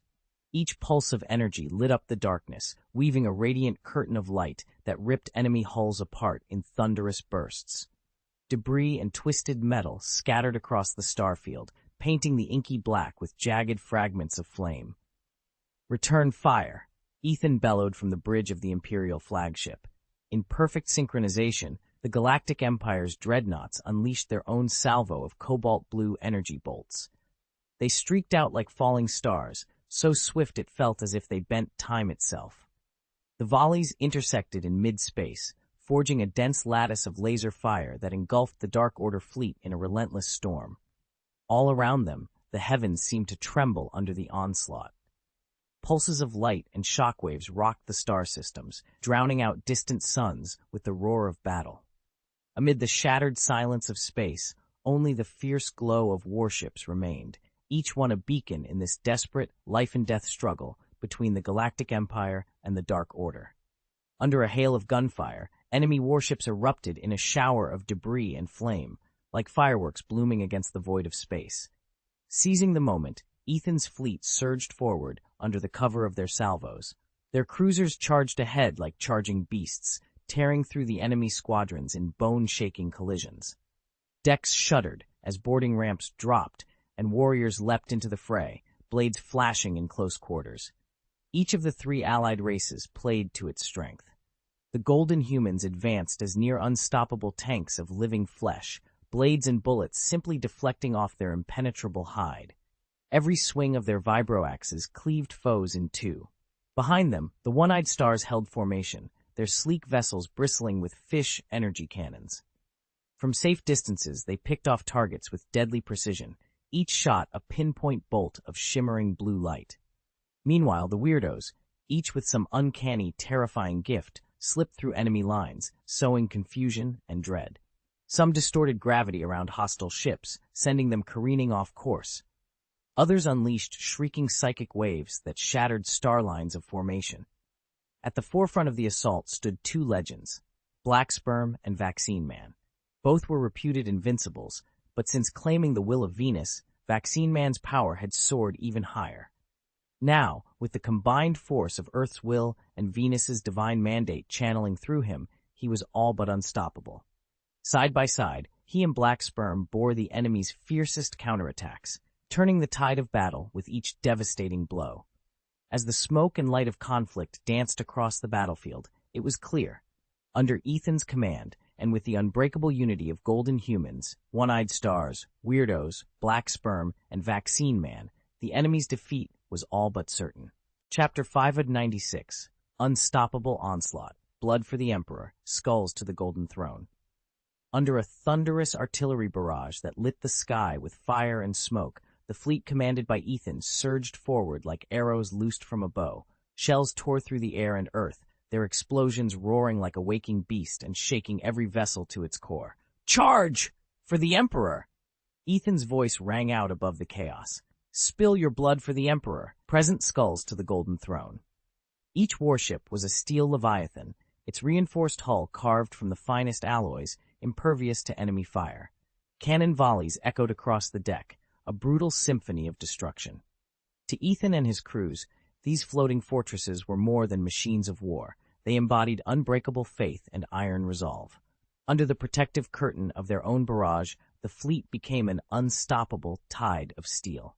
They swept across the waters with single-minded ferocity, crashing into the enemy's defenses again and again. Every time a warship broke through, it unleashed a cataclysmic roar, shattered ramparts, twisted metal, and wreckage sent the defenders reeling into chaos. Like a tiger descending from the heights, Ethan's armada struck with savage precision. No fortification held, no battle line endured. The enemy crumbled beneath the relentless onslaught of cannon fire and charging hulls. By the time the smoke cleared, Ethan's fleet stood triumphant, unyielding, undefeated, and ready to claim its bloody tribute for the Golden Throne. As the warships surged forward, their warriors sprang into action, leaping onto enemy decks to engage in vicious close-quarters combat. Like agile cheetahs, they wove through the fray, each swing of blade or thrust of fist driven by unyielding resolve. The golden humans were particularly fearsome. Every sinew in their sculpted bodies hinted at relentless training, and their colossal weapons could cleave armored hulls in a single stroke. Seemingly forged of steel, they shrugged off blows that would fell ordinary soldiers, leaving their foes demoralized and desperate. These were Saitama's superhumans, liberated from any limiter. With each battle, their strength had grown exponentially, and now each individual rivaled the might of a dragon-level monster. In a universe as vast as Marvel's, dragon-level entities are virtually unmatched. Only those rare model beasts or numerical titans rated above god level can pose a real threat. United under one banner, the Golden Humans could lay waste to entire star systems. Above the din of close combat, the One-Eyed Star's marksmen held the high ground. Positioned on warship turrets and observation platforms, they picked off key targets from afar with unerring accuracy. Their hawk-sharp eyes and advanced precision rifles ensured that no enemy commander or heavy weapons team remained safe. As the two forces wove together, raw power up close and pinpoint fire from a distance, the battlefield tilted irrevocably in their favor. The single, all-seeing star etched on their chests glowed with a faint, eerie light, no mere emblem, but a living energy cannon. When these cannons fired, bolts of crackling power streaked through the sky like jagged lightning, striking true and obliterating any target in an instant. Fellow soldiers derisively called it the garbage cannon, convinced its blast was powerful enough to turn the toughest scrap into dust on contact. But those who dismissed these warriors as nothing more than long-range shooters learned their lesson the hard way. Driven back by relentless energy fire, enemies would often charge headlong, only to have their opponents unleash a terrifying second phase. The warriors would ignite their chest stars, breaching the sound barrier in an explosion of kinetic force. In the blink of an eye, they'd vanish from sight and reappear behind their foes. Each blow landed was a supersonic strike, swift and merciless, leaving victims defeated before they even realized what had happened. These bizarre fighters were in fact aliens, grotesque denizens of the battlefield.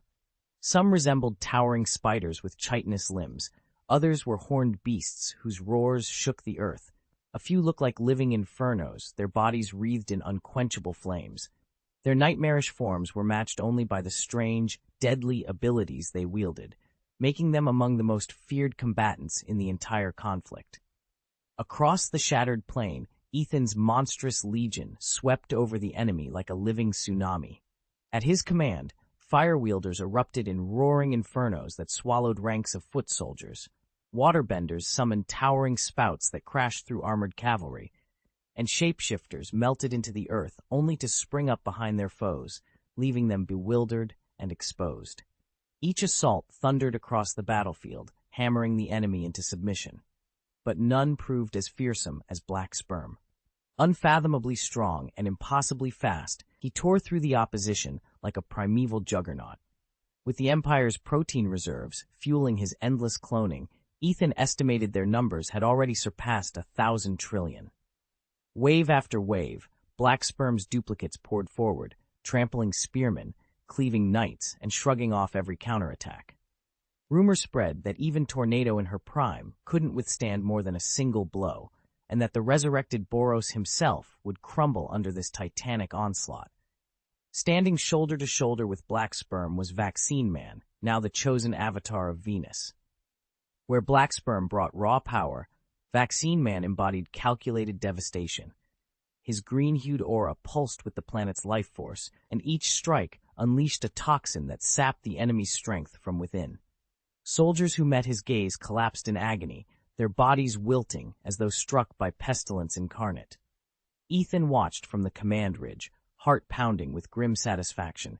His fleet had overcome every expectation, and tonight, under skies churned scarlet by smoke and flame, the enemy's once mighty host lay broken and scattered. Whatever remained of their forces would think twice before challenging Ethan's monstrous warriors again. Ethan, known to the world as Vaccine Man, stood atop the battleship's prow, his form wreathed in a warm, golden glow. Since forging his bond with the will of Venus, his strength had grown beyond anything he'd known. Already imbued with a fragment of Earth's own will in this One-Punch Man universe, he now carried the full force of Venus itself. The result was an unprecedented power that eclipsed his former limits. In his ordinary third form, Ethan was already a formidable warrior, but by channeling Venus's will directly, he could shift into an even more devastating Venus form. In that state, he wielded raw planetary energy like a blade, scything through defenses and driving opponents to the brink of despair. No enemy could face him without feeling hope drain away under the relentless pulse of his golden attacks. Ethan closed his eyes and reached deep into himself, tuning into the distant heartbeat of Venus. He felt the planet's resolve rushing through his veins, steady and unyielding. When he opened his eyes, their pupils glowed with fierce determination. Raising his hand, he unleashed the first of many tremendous energy waves. Each ripple of power swept across the horizon, a clear warning that Vaccine Man and the combined wills of two worlds had arrived, ready to confront any challenge that dared stand in his path. Golden arcs of energy tore through the night sky like streaks of lightning, crashing relentlessly into the enemy lines. Under the Vaccine Man's onslaught, the opposing forces, once stubbornly defiant, proved fragile and helpless. One by one, they were swallowed by the searing golden power. In moments, the battlefield's balance shifted decisively. Enemy units that had still been fighting tenaciously moments before now broke and fled in panic, scrambling for any chance of escape. But the Vaccine Man showed them no mercy. Drawing on the power of Venus, he swept them away with precise, devastating strikes. Aboard the flagship, Ethan stood in the command center, his gaze as intense as the battlefield's glow. His heart raced with excitement and anticipation. Every tactical report, every sensor readout flickered across the display screens before him. He issued orders without hesitation. Redirect this squadron, increase shielding on that cruiser, launch a concentrated salvo there, ensuring his fleet operated at peak efficiency. With each passing minute, victory drew nearer. The enemy's defense lines crumbled, their morale shattered. Under Ethan's steady command and the Vaccine Man's unstoppable power, the fleet pressed its advantage, driving the invaders back until there was nothing left but triumph. Ethan's fleet pressed forward with unshakable courage, the crew's spirits soaring as if no enemy could withstand them. At his command, the Armada launched its decisive charge. Warships bristled with guns, churning the sea into a blazing inferno as their concentrated barrages struck the last enemy fortifications. In a single, devastating salvo, the artillery fire ripped through the defensive line, reducing bunkers and batteries to smoldering ruins and shattering the enemy's final stand. Chapter 597, Arrival. Ethan's fleet had just shattered the last vestige of the enemy's defenses. Their ships, battered and demoralized, turned tail and fled in panic from the battlefield that had become a living purgatory. But Ethan allowed them no respite. At the head of his armada, he pressed the assault, driving his cruisers and frigates in hot pursuit, determined to snuff out every last foe. Just as his forces locked weapons on the scrambling enemy transports, a titanic wave of energy tore through space ahead of them. It rolled across the void like a black tide, radiating such raw, overpowering force that every officer on board felt their hearts seize with dread. Before anyone could react, a living shadow coalesced at the edge of the fleet's sensor range. There, descending like a dark comet, came Thanos, Lord of the Cult of Oblivion, his bulk silhouetted against the swirling rift of energy. Everywhere he passed, the very air seemed to sag under his weight.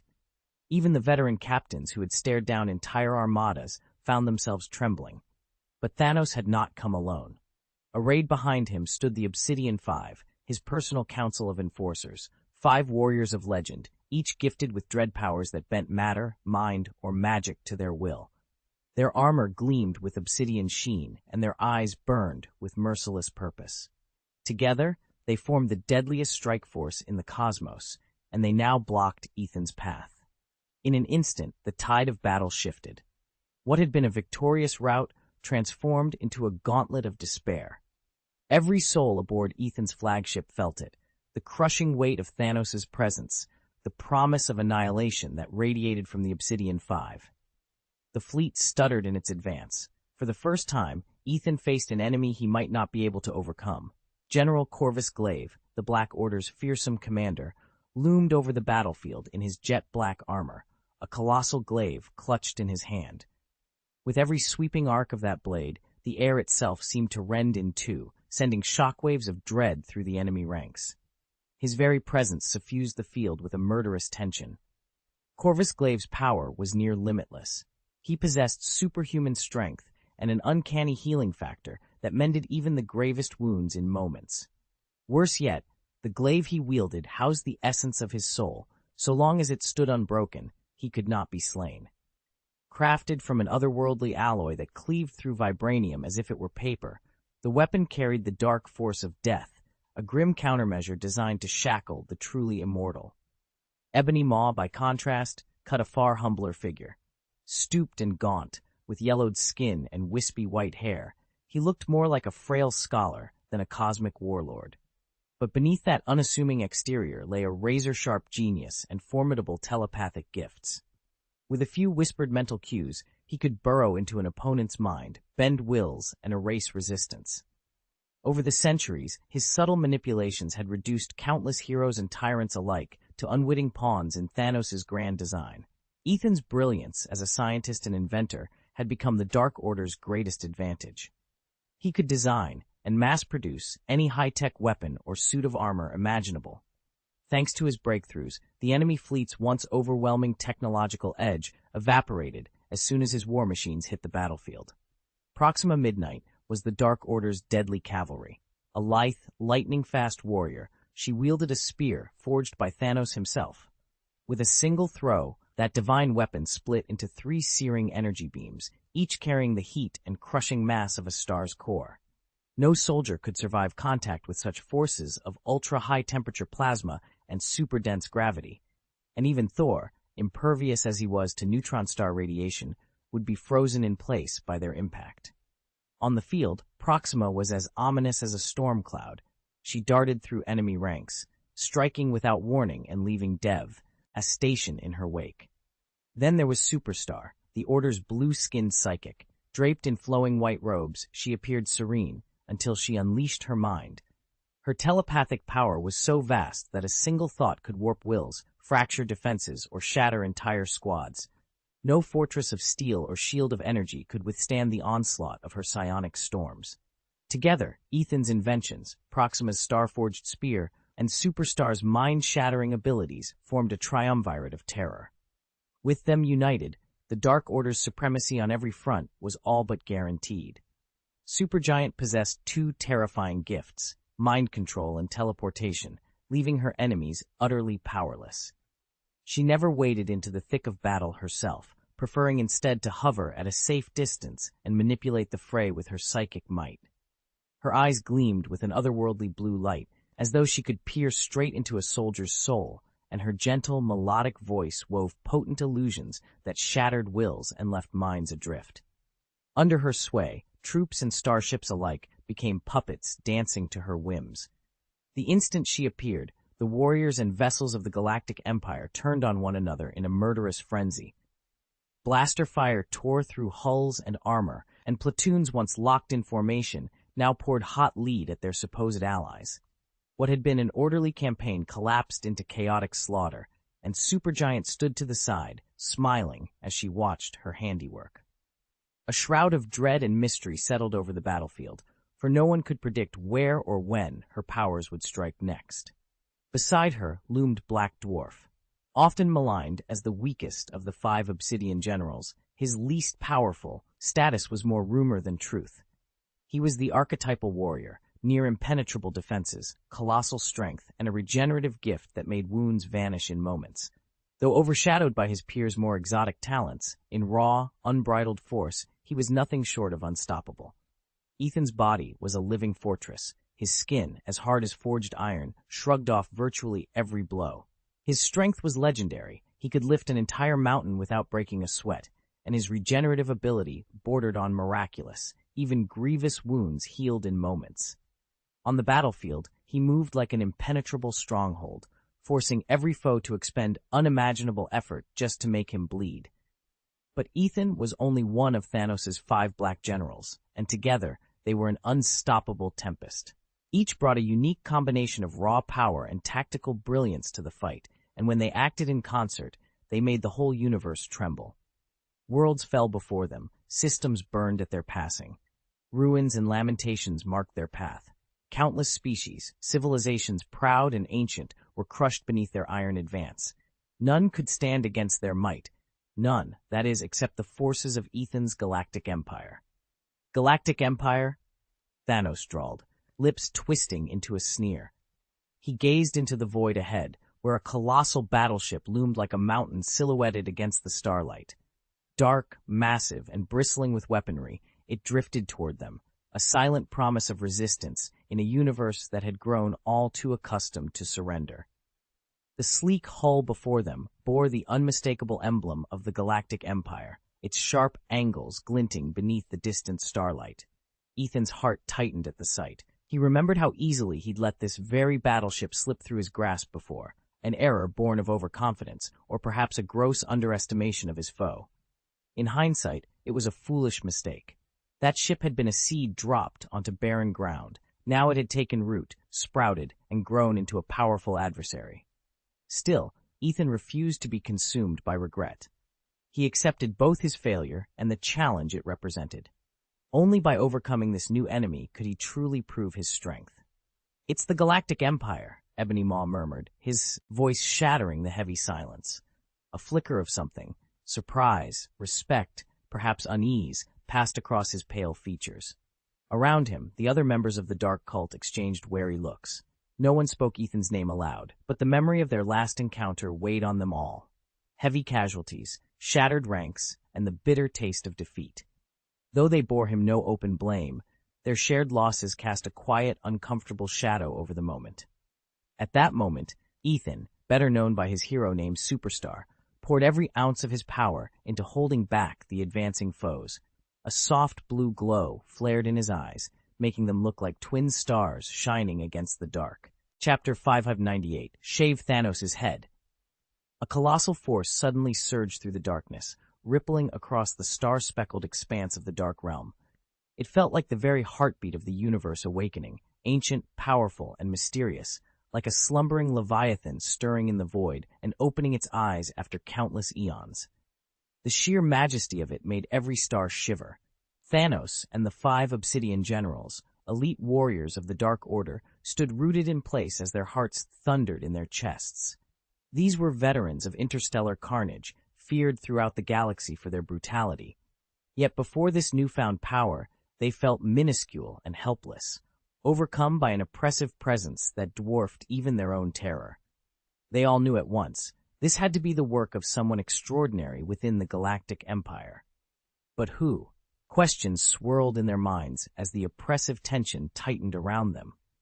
Then, from the Empire's flagship above, a sleek corvette detached and glided toward them, its approach heralding an answer they could scarcely imagine. The battleship tore through the void like a streak of lightning across a star-speckled sky, reaching the Dark Order's flagship in an instant. Its sleek hull gleamed with advanced alloys and flowing contours, so perfectly crafted it looked less like a warship and more like a piece of avant-garde sculpture. Without warning, the forward plate split apart in silence, sliding aside to reveal the vessel's heart, a vast, raised dais crowned by an imposing throne. Perched upon it was Ethan, the newly proclaimed emperor. His posture was statuesque, exuding an unshakable calm, as though the cosmos itself bent to his will. His eyes, ice-cold and fathomless, seemed to penetrate every secret, leaving those who glanced at him feeling exposed and uneasy. Below him, Thanos and his retinue froze. Clad in gleaming golden armor and gripping a double-headed sword, Thanos still could not hide the flicker of fear in his eyes. Ethan's voice rang out, steady and imperious. "I am Ethan, Emperor of the Galactic Empire." A charged silence settled over the assembly, a clear declaration that the balance of power in this sector had irrevocably shifted. Thanos stood without a throne, yet his presence dominated the chamber. On his left hand gleamed the power gem, a brilliant purple stone throbbing with such raw energy that the very air around it quivered. Ethan's eyes locked onto the gem, and he could feel its mighty force reverberating through him. "No wonder Boros fell at your hands," Ethan said quietly, regret and frustration coloring his tone. Thanos offered no reply. He simply held Ethan in his icy gaze, recalculating how to handle this unexpected opponent. Ethan's arrival had upended every plan the Mad Titan had laid, forcing him to devise a new strategy on the spot. Ethan reflected on Boros's fate. Even if the meteor attack had been overwhelming, surely the champion could have fled, yet he never stood a chance. It was a cruel injustice. While mere mortals often struggle to harness even a fraction of the Power Stone's might, Boros at least stood a fighting chance. Against Thanos, however, any hope of victory was extinguished the moment that gem appeared on his gauntlet. Ethan wasn't surprised, either, to know that Thanos had forged the Infinity Gauntlet himself. If anyone possessed the cunning and the ruthlessness to do it, it was the Mad Titan. Thanos was born to wield the Infinity Gauntlet, and the story about sending a dwarf to reforge it only bogged things down. The last time he faced Boros, the gauntlet couldn't contain the raw fury of the Power Stone, and Thanos had to hold back. Now, everything has changed. Using an advanced alloy and cutting-edge forging techniques, Thanos has rebuilt the gauntlet to withstand virtually the Power Stone's full might. With a single punch, he can shatter a world. With another, he can obliterate an entire star fleet. The Power Stone itself brims with unimaginable energy, granting its bearer mastery over every form of power and D-force.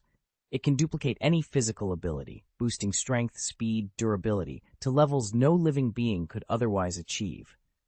It also amplifies the effects of the other Infinity Stones, making their wielder all but unstoppable. In Thanos' new gauntlet, the Power Stone's potential has finally been unlocked, and nothing in the universe stands a chance against it. At this point, Thanos had already neutralized and absorbed the abilities of 99% of the universe's heavy hitters. His method was simple: restrain the opponent, then replicate whatever superpower they wielded. It was purely a function of brute force and the fundamental laws of physics. But since most of Marvel's mightiest champions rely on raw strength, it proved devastatingly effective.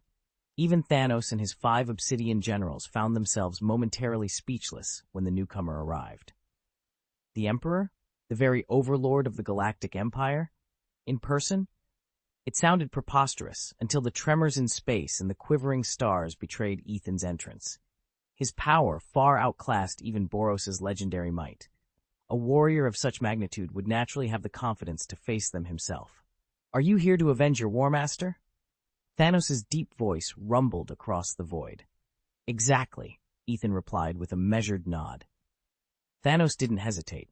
He drove his fist forward in a single earth-shattering blow. As his glove cleaved the vacuum, reality itself began to splinter. Jagged cracks formed around his fist like shards of broken mirror, each fissure exuding a bottomless gravity that ravenously devoured every speck of matter in its reach. The 5 members of the Black Order recoiled at once, dread etched on their faces. They knew all too well the devastation Thanos' punch could unleash. Any one of them caught in its path would be obliterated in an instant. "Do you really think you can challenge me just because you possess the power gem?" Thanos taunted, his voice rolling like distant thunder. But Ethan made no move to dodge. Instead, he calmly raised his hand. A strange, glowing aura gathered around his palm, as though he were summoning some hidden power. Then, without warning, his open hand met Thanos' fist head-on. The impact ripped through the starry void with a deafening crack. Ripples of energy exploded outward, warping light and rattling nearby asteroids. It felt as if the very fabric of the universe trembled at that singular point of contact.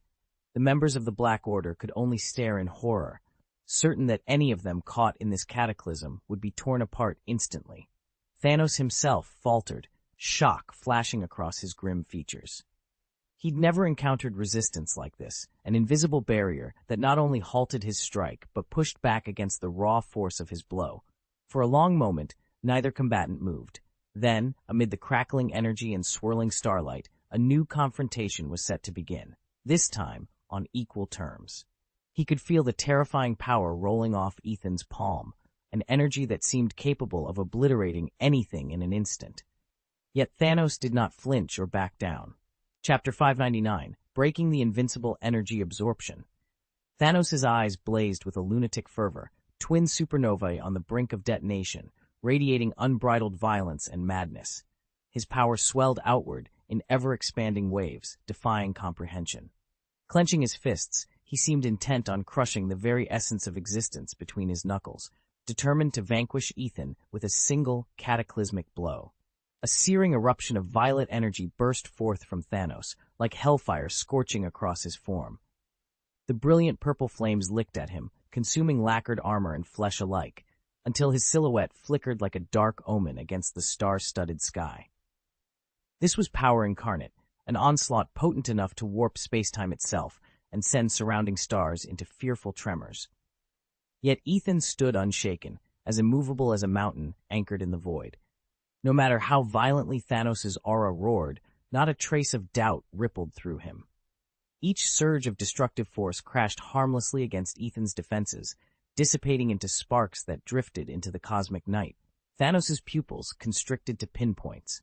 Since claiming the Power Stone, he had never witnessed anyone withstand its brutal, explosive force with such effortless calm. A surge of panic flared within him, unprecedented, unnerving. Still, his jaw tightened, and he pressed on, unwilling to yield even an inch. Thanos flared the Power Stone's energy, hurling a torrent of violet light at Ethan in an attempt to overwhelm him. But Ethan didn't back down. He balled his right hand into a fist, crackling with raw, unstoppable force, as if he could pulverize anything that stood in his path, and lunged forward, driving his punch straight into Thanos' chest. Thanos reacted with lightning speed. With a swift motion of his left hand, the Power Stone unleashed a blinding radiance, coalescing into a solid, purple energy barrier. It shimmered against the star-speckled sky, bracing for Ethan's assault. The moment Ethan's fist slammed into that barrier, fine cracks spidered across its surface. What had seemed an impenetrable shield fractured under the impact, the fissures racing outward like lightning. Thanos' eyes flickered with alarm. He'd never known his barrier to fail, yet here it was, crumbling before him. Desperately, he poured every ounce of the Power Stone's might into the wavering barrier, willing it to hold. Channels of purple energy surged through his outstretched hand as he fought to stabilize the shield against Ethan's storm of power. Ethan didn't hesitate. His fist rocketed through the crack in Thanos' energy barrier, striking with the force of a mountain collapsing into the sea. In an instant, the glowing shield tore apart. With no defense left, Ethan's punch slammed directly into Thanos' golden breastplate. Though the armor had endured countless assaults, it splintered like dry wood under Ethan's raw power. Fragments of metal sprayed across the battlefield, revealing the Titan's unguarded torso. Still driving forward, Ethan's fist plunged into the center of Thanos' chest with the fury of a tempest. The blow drove the Mad Titan backward in a heartbeat, sending him hurtling through the air. He crashed into a nearby mountain peak, reducing it to rubble in a thunderous collapse. Dust and rock shrapnel filled the sky. The earth trembled under the shockwave. When the dust settled, Thanos lay amid the ruins, his golden armor shattered and his flesh torn.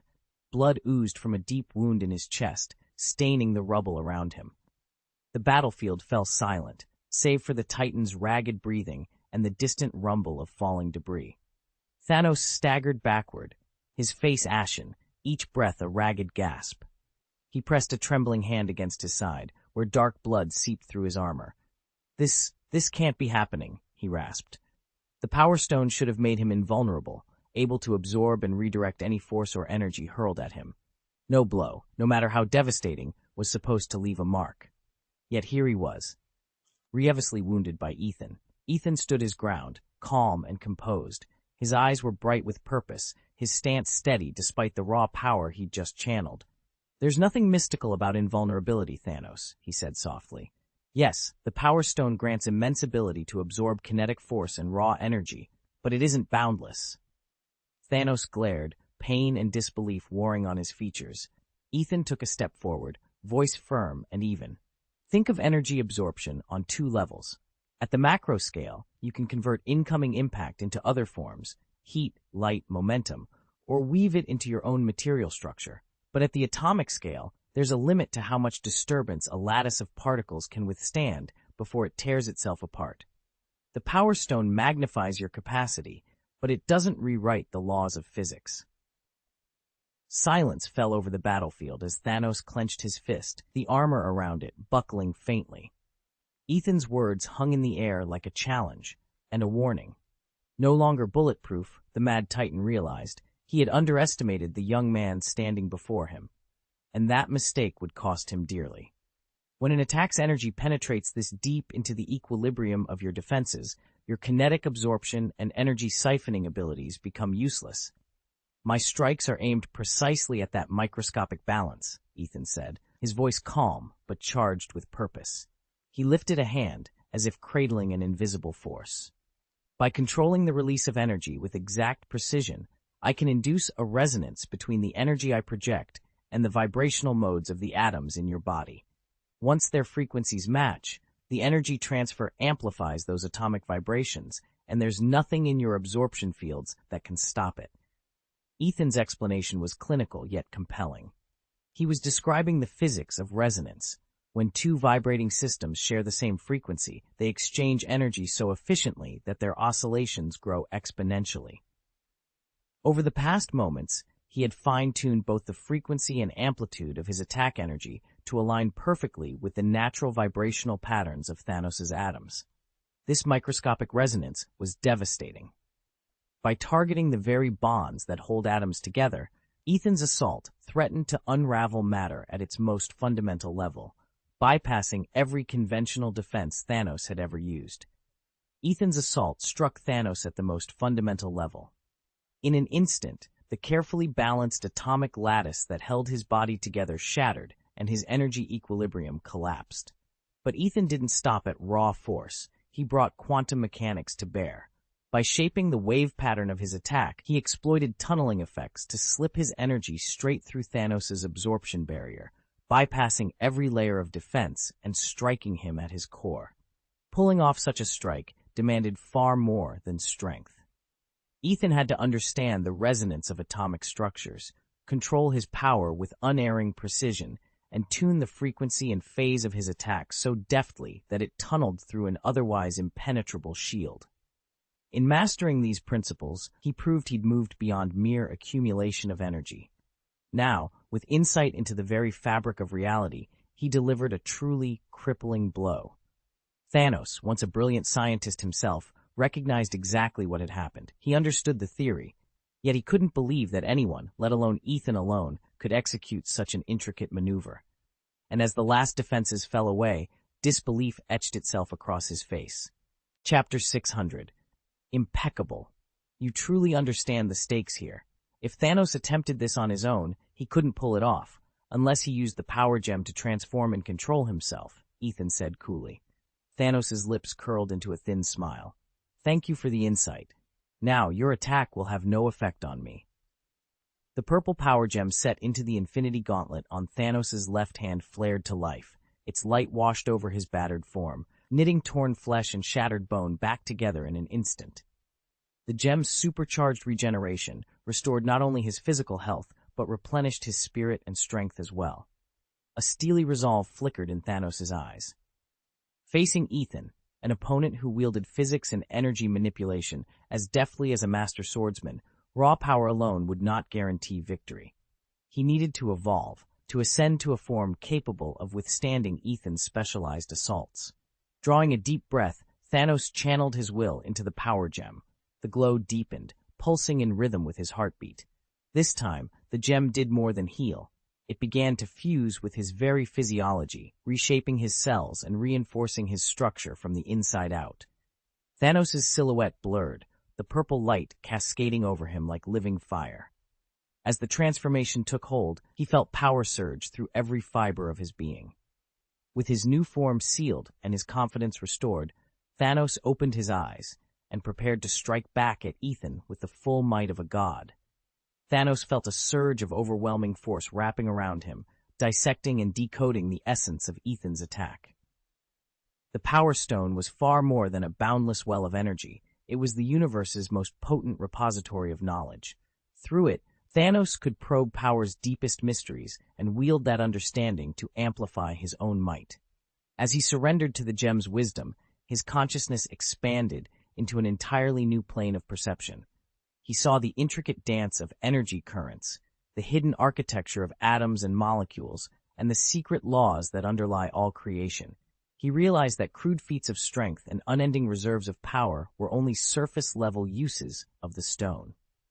True mastery lay in comprehending power's fundamental nature, then using that insight to forge, transform, or even unravel reality itself. The more intimately he grasped those principles, the greater his command would become. Thanos recalled an absurd comic book tale of another Power Stone wielder who, in sheer hubris, drove the gem into his own forehead. The stone magnified his strength tenfold, and he strutted about convinced of his invincibility. But Thanos knew that such simple-minded bravado paled in comparison to the profound potential he now stood ready to unleash. Thanos lifted the Power Stone before him, its violet glow pulsing like a heartbeat. He closed his eyes and let its energy seep into every fiber of his being, extending down to the subtlest layers of his cells and even into their constituent atoms. Where once he merely absorbed and redirected raw power, he now wove an intricate resonance network at the microscopic scale, one capable of recognizing any energy assault, neutralizing it, and even hurling it back at his foes.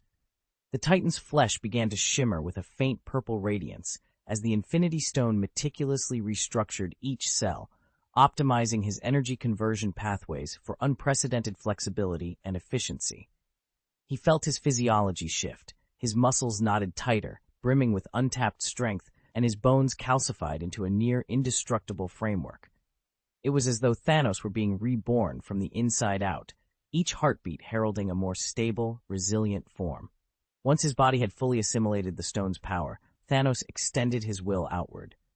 A luminous field of raw cosmic energy bloomed around him, a protective cocoon woven from the very essence of the Power Stone. Within that radiant shield, every particle of his re-engineered anatomy stood ready to withstand, and retaliate against, any force the universe could muster. And as the glow intensified, Thanos opened his eyes, his gaze as cold and unyielding as the steel-hard body he now commanded. Thanos' protective barrier did more than merely absorb external energy. It dynamically retuned itself to avoid resonating with Ethan's attack frequency. At the same time, his heightened perception allowed him to track every shift in the barrier's energy flow, giving him instant feedback on how best to respond. When Ethan unleashed his next assault, every blast of power slammed into the shield and vanished. But Thanos didn't just shrug off the strike. He siphoned that energy into himself, reinforcing both his defenses and his offense. His skin crystallized into an impervious shell, as if he were wearing invisible armor that nullified any residual resonance damage. Drawing on the power gem, Thanos went even further. He rewired his nervous system to sharpen his senses. Now, even the smallest fluctuation in ambient energy registered in his mind, allowing him to parry Ethan's most cunning maneuvers before they could land. At the same time, he studied Ethan's fighting style intently, because understanding an opponent's technique was the only path to finding its weakness, and Thanos was determined to exploit it. Thanos reached out and tapped into the raw power of the power gem, using its energy to replicate Ethan's attack frequencies. He wove a fully immersive, virtual combat scenario inside his own body, an environment where he could relentlessly probe his defenses, identify every weakness, and fine-tune his protective systems until they were flawless. As the transformation deepened, Thanos could feel his strength swell. His muscles grew denser, his reflexes honed to a razor's edge, and his mind crystallized into single-minded purpose. This evolution was more than mere protection. It was the first move in a larger game, securing him a devastating edge in the battles yet to come. Finally, he addressed a subtler threat: quantum tunneling. Though negligible on a grand scale, this phenomenon could allow even the smallest sliver of Ethan's attack energy to slip past conventional barriers. With the power gem's limitless force, Thanos erected a lattice of quantum disruption fields throughout his energy aura, microscopic bulwarks designed to neutralize or scatter any tunneling attempt. No particle of Ethan's assault could now penetrate his defenses. When the process was complete, Thanos opened his eyes. They blazed with certainty and power, the very gaze of a cosmic overlord ready to claim victory. Ethan's body had been transformed into the perfect fighting machine, his defenses impenetrable, his offense more devastating than ever. He stood, breathing steadily, eyes fixed on Thanos. "You truly are powerful, Emperor Ethan," Thanos said with calm amusement. "But now I am not who I was before. Let's see if your attacks can still threaten me." He settled into a relaxed stance, as though merely awaiting the next move in a leisurely game of chess. In that moment, Thanos knew he had removed every flaw, every vulnerability. He would dictate the pace and the outcome of this battle. Ethan silently admitted a grudging admiration for his opponent's tactics. Thanos had mastered the Infinity Stones like no one before. The Well of Eternity had granted him unparalleled insight into their power, and his own curse of knowledge had made him a scientific genius to rival, or even surpass, Tony Stark. Combined with his relentless drive, these gifts rendered Thanos a truly fearsome adversary. Even armed only with the Power Stone, he could unleash a level of fury few could withstand. And now, Thanos was ready to prove it. Chapter 601, 600 chapters in, Surely I Deserve a Reward. Thanos stands as the consummate villain. Unlike his comic counterpart, who served only to court the goddess of death, this Thanos bears ambition, conviction, and a reasoned purpose. One is a groveling sycophant, the other a master of his own destiny. Thanos waited in the shattered ruins of the Citadel, his gauntleted fist resting on his knee. Across from him, Ethan advanced with measured footsteps, each one striking the jagged marble as though he were marking time itself. A faint, knowing smile curved Ethan's lips, as if he had already unraveled every defense Thanos could muster. Perhaps you believe the true nature of this universe is only now revealing itself, Ethan said, his voice calm and steady.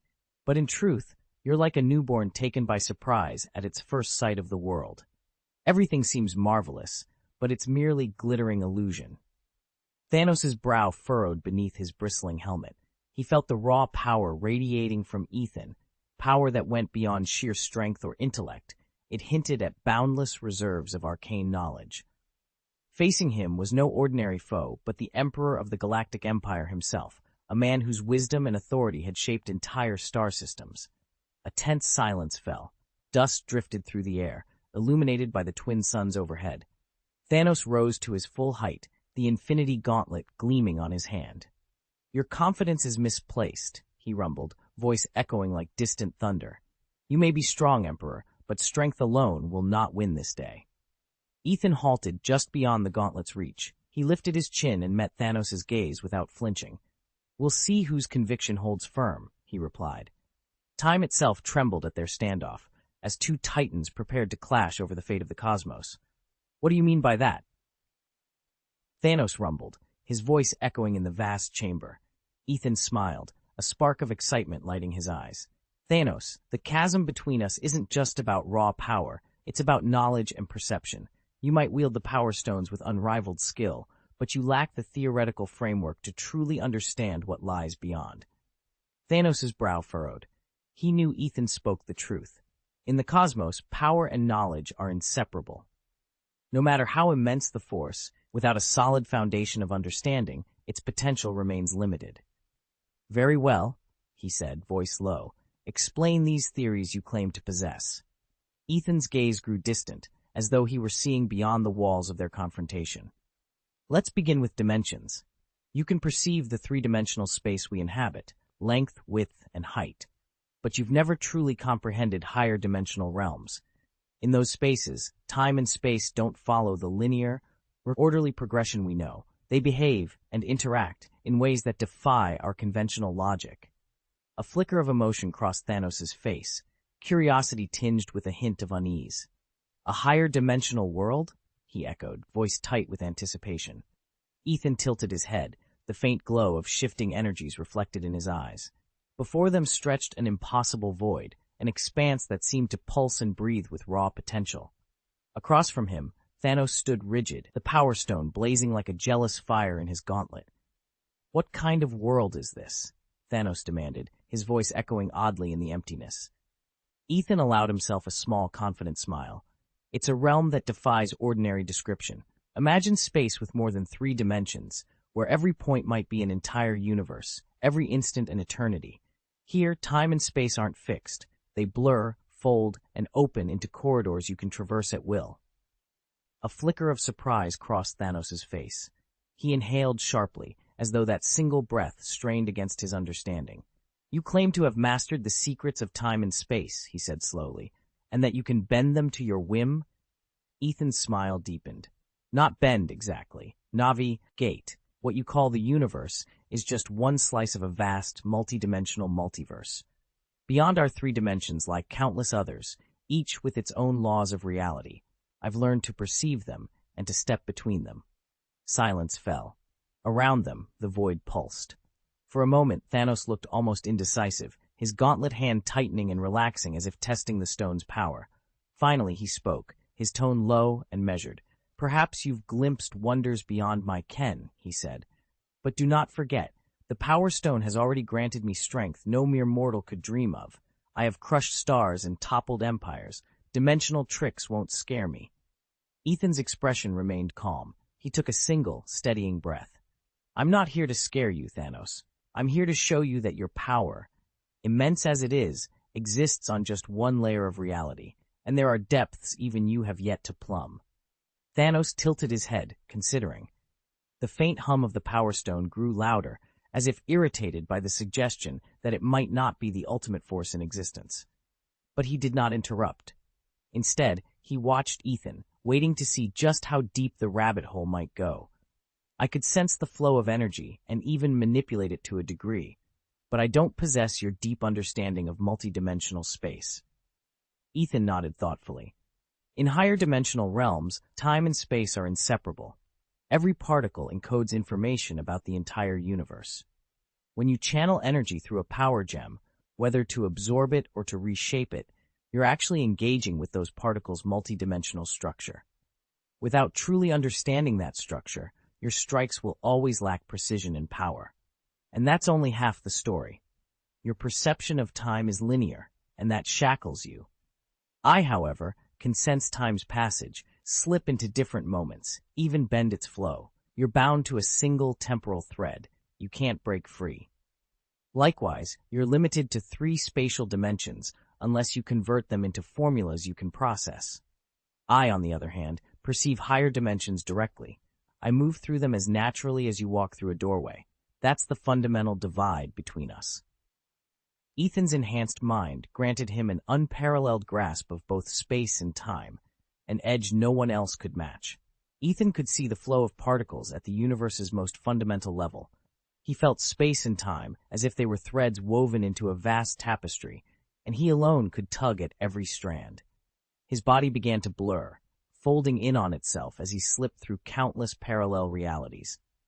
"Thanos," he called, his voice echoing from all directions at once, "prepare yourself. My attack will strike from a dimension you cannot even perceive." Thanos narrowed his eyes. He focused the Power Stone's energy until it coalesced into a radiant, indestructible shield that rippled around him like liquid metal.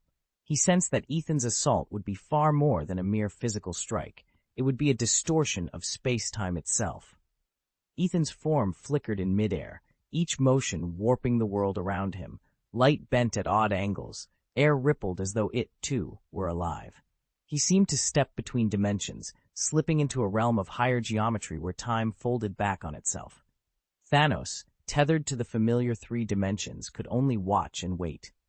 "Every gust of wind you feel, every flicker of light, heed them as warnings," Ethan whispered, his voice impossible to pinpoint. Clenching his fists, Thanos braced himself. No matter where or when Ethan struck, he would be ready.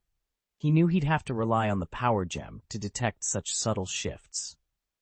Closing his eyes, Thanos let his consciousness merge with the gem's energy, reaching out to trace Ethan's presence.